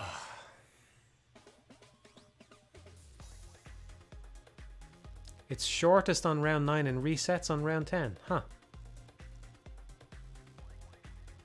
Yeah, I'm a hacker. I'm a hacker man. I am a known hacker man. I didn't watch the Snyder cut, no. Red Pac-Man out of nowhere. I might have an easier time responding to it if I had the audio. I need to sort my audio shit out. I need to sort my stream setup out because I'm a Pac-Man 99 streamer now.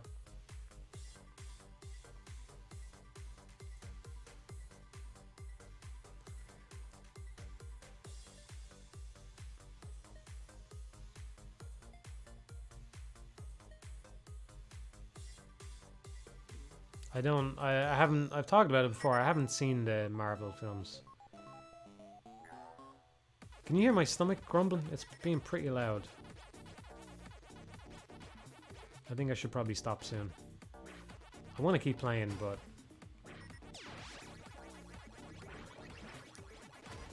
my stomach is telling me otherwise.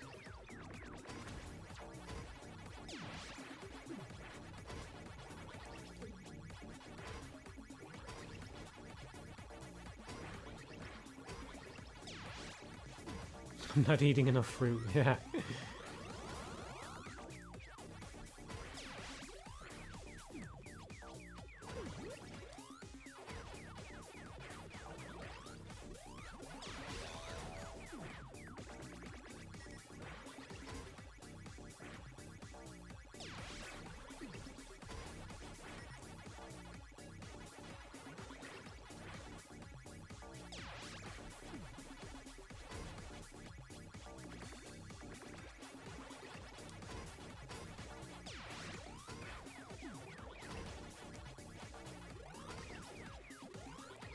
I made a mistake here. I didn't prioritize speed. I'm gonna go for it now because it'll be too late later.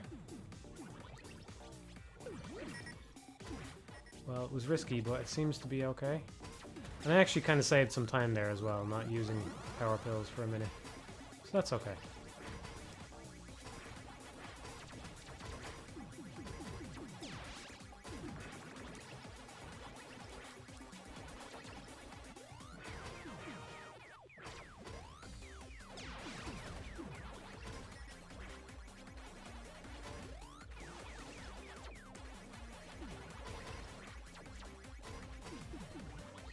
Oh, I didn't see Pinky there.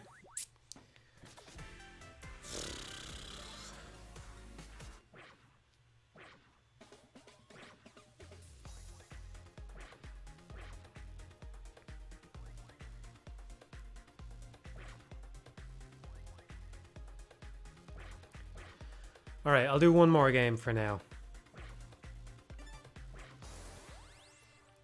Then I'll stop. I'll stream this again sometime soon, though. I'm enjoying it a lot. So this is the last game.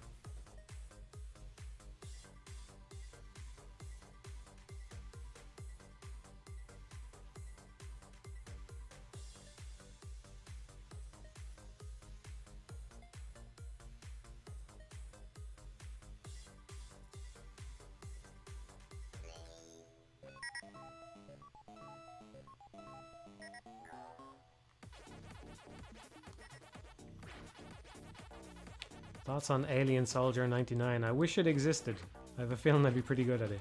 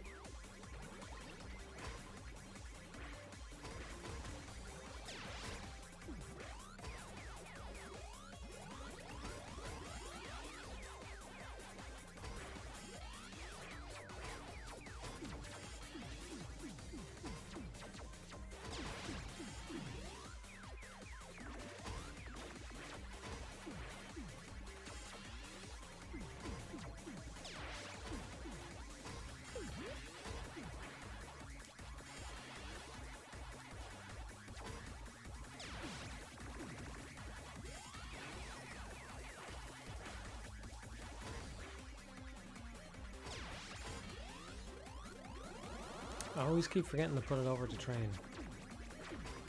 I need like I need a timer or something. I need a stopwatch that just beeps 60 seconds into the round. Did I miss it? Oh, that's the jammer's fault.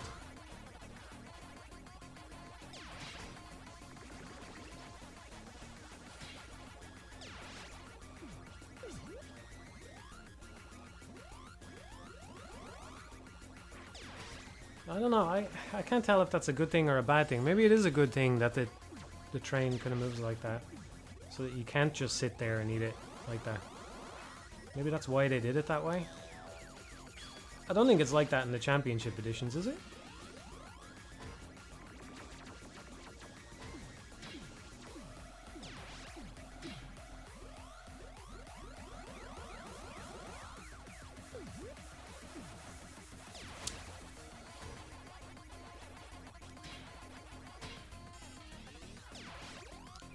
So, if what...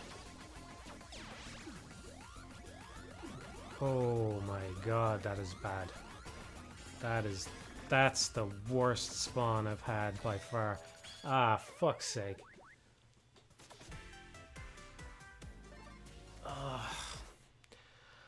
Alright, we gotta do one more.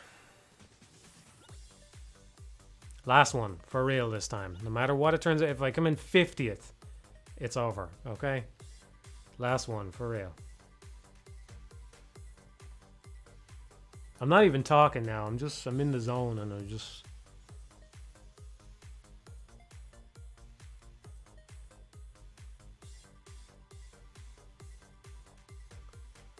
Love your recommendations. Do you have any on the spot? I gave some out on Twitter recently. I mentioned 6. Probably someone in the chat can list them for you. I think it was Prey 2017. Baba Is You. I don't know. Maybe I put Alien Soldier in there again, did I? I don't think I did. Invisible Ink. I cannot remember the other 3. But they're good. Just because I don't remember them doesn't mean they're good.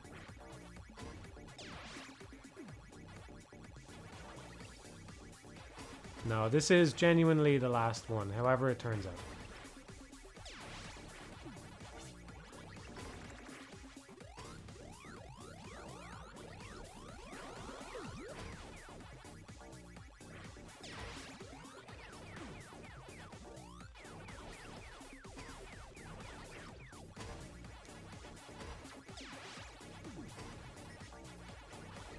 Taking a pretty bad route there. That seemed quite slow.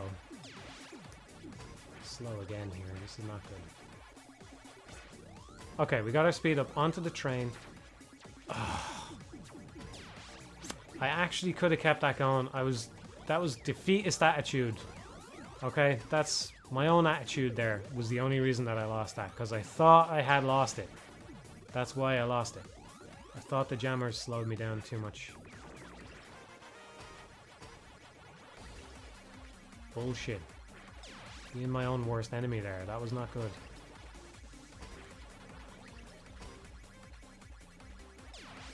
I think, is there a pill? I can't remember if there's a pill in the bottom left or not. There's not. Okay. That's okay. Circle around here.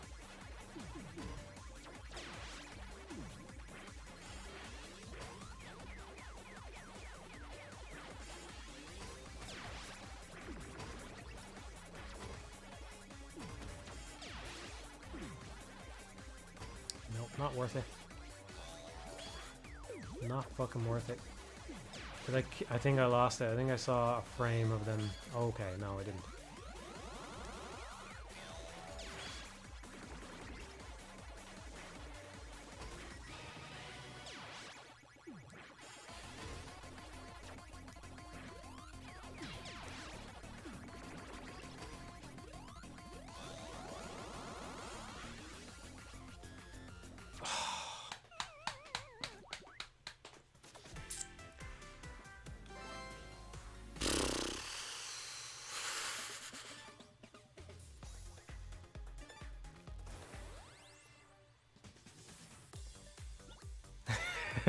one more, okay?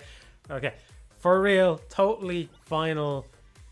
The end. Last one. We're done. This is it, okay? This is it. It's been 3 hours already, so I need to go take a break and relax and get off the stream for a while, and then I'll stream it again very soon because I'm enjoying it, okay? This is definitely the last one, and I mean it.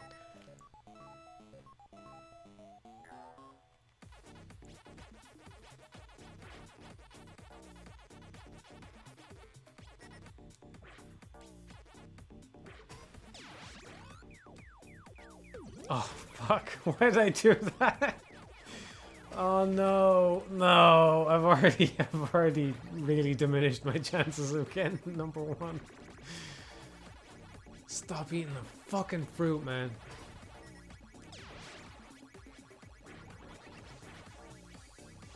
Don't eat the fruit. Fruit kills you. In Pac-Man, fruit kills you.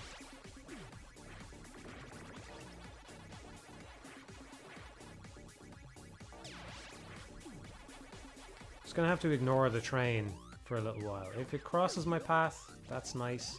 Oh, I got a free speed up anyway. Okay, well that's something.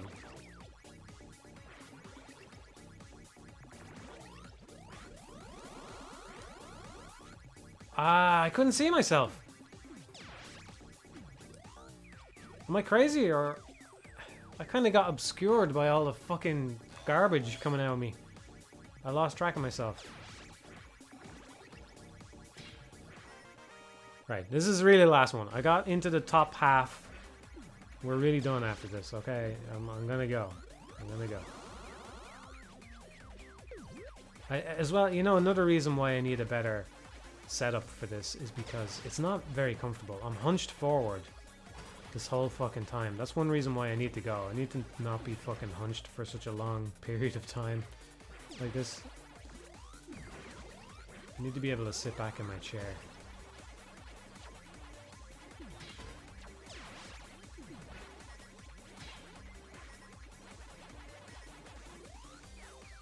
Ah, fuck it, whatever. We'll just... I don't even... See, I'm going to all this effort to preserve... I'm going to all this effort to preserve the combo, and I don't even know if it's worth it. It feels like it should be, but I just don't know.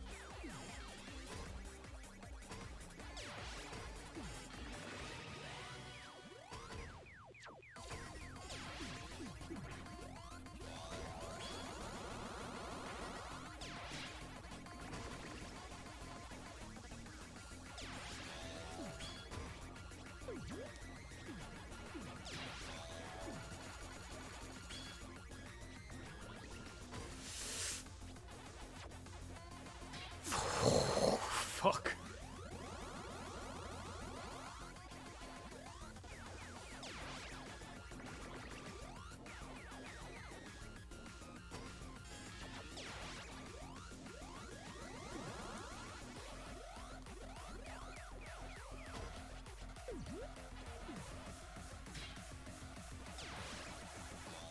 Hey. Yeah. All right, well, that's the last one, definitely. That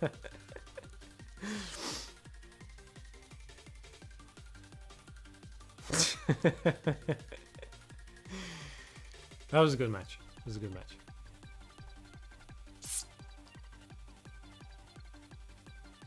Okay. No, no, no, no, no, no. You're not going to trick me. Double or nothing. Fuck off. That was a good round to end it on. That was a nice bit where I dodged through and I feel like I'm gonna watch that bit back. I think I feel like maybe the jammer saved my saved my ass there because I was about to run into Inky. I think he actually saved me. I'm not sure, but it was good. It was good regardless.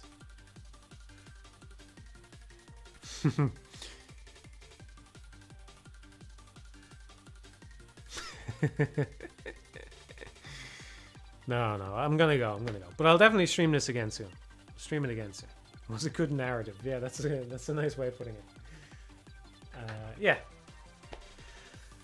All right, everyone. Thanks for tuning in. I hope you enjoyed watching me play Pac-Man because I'm gonna do it again.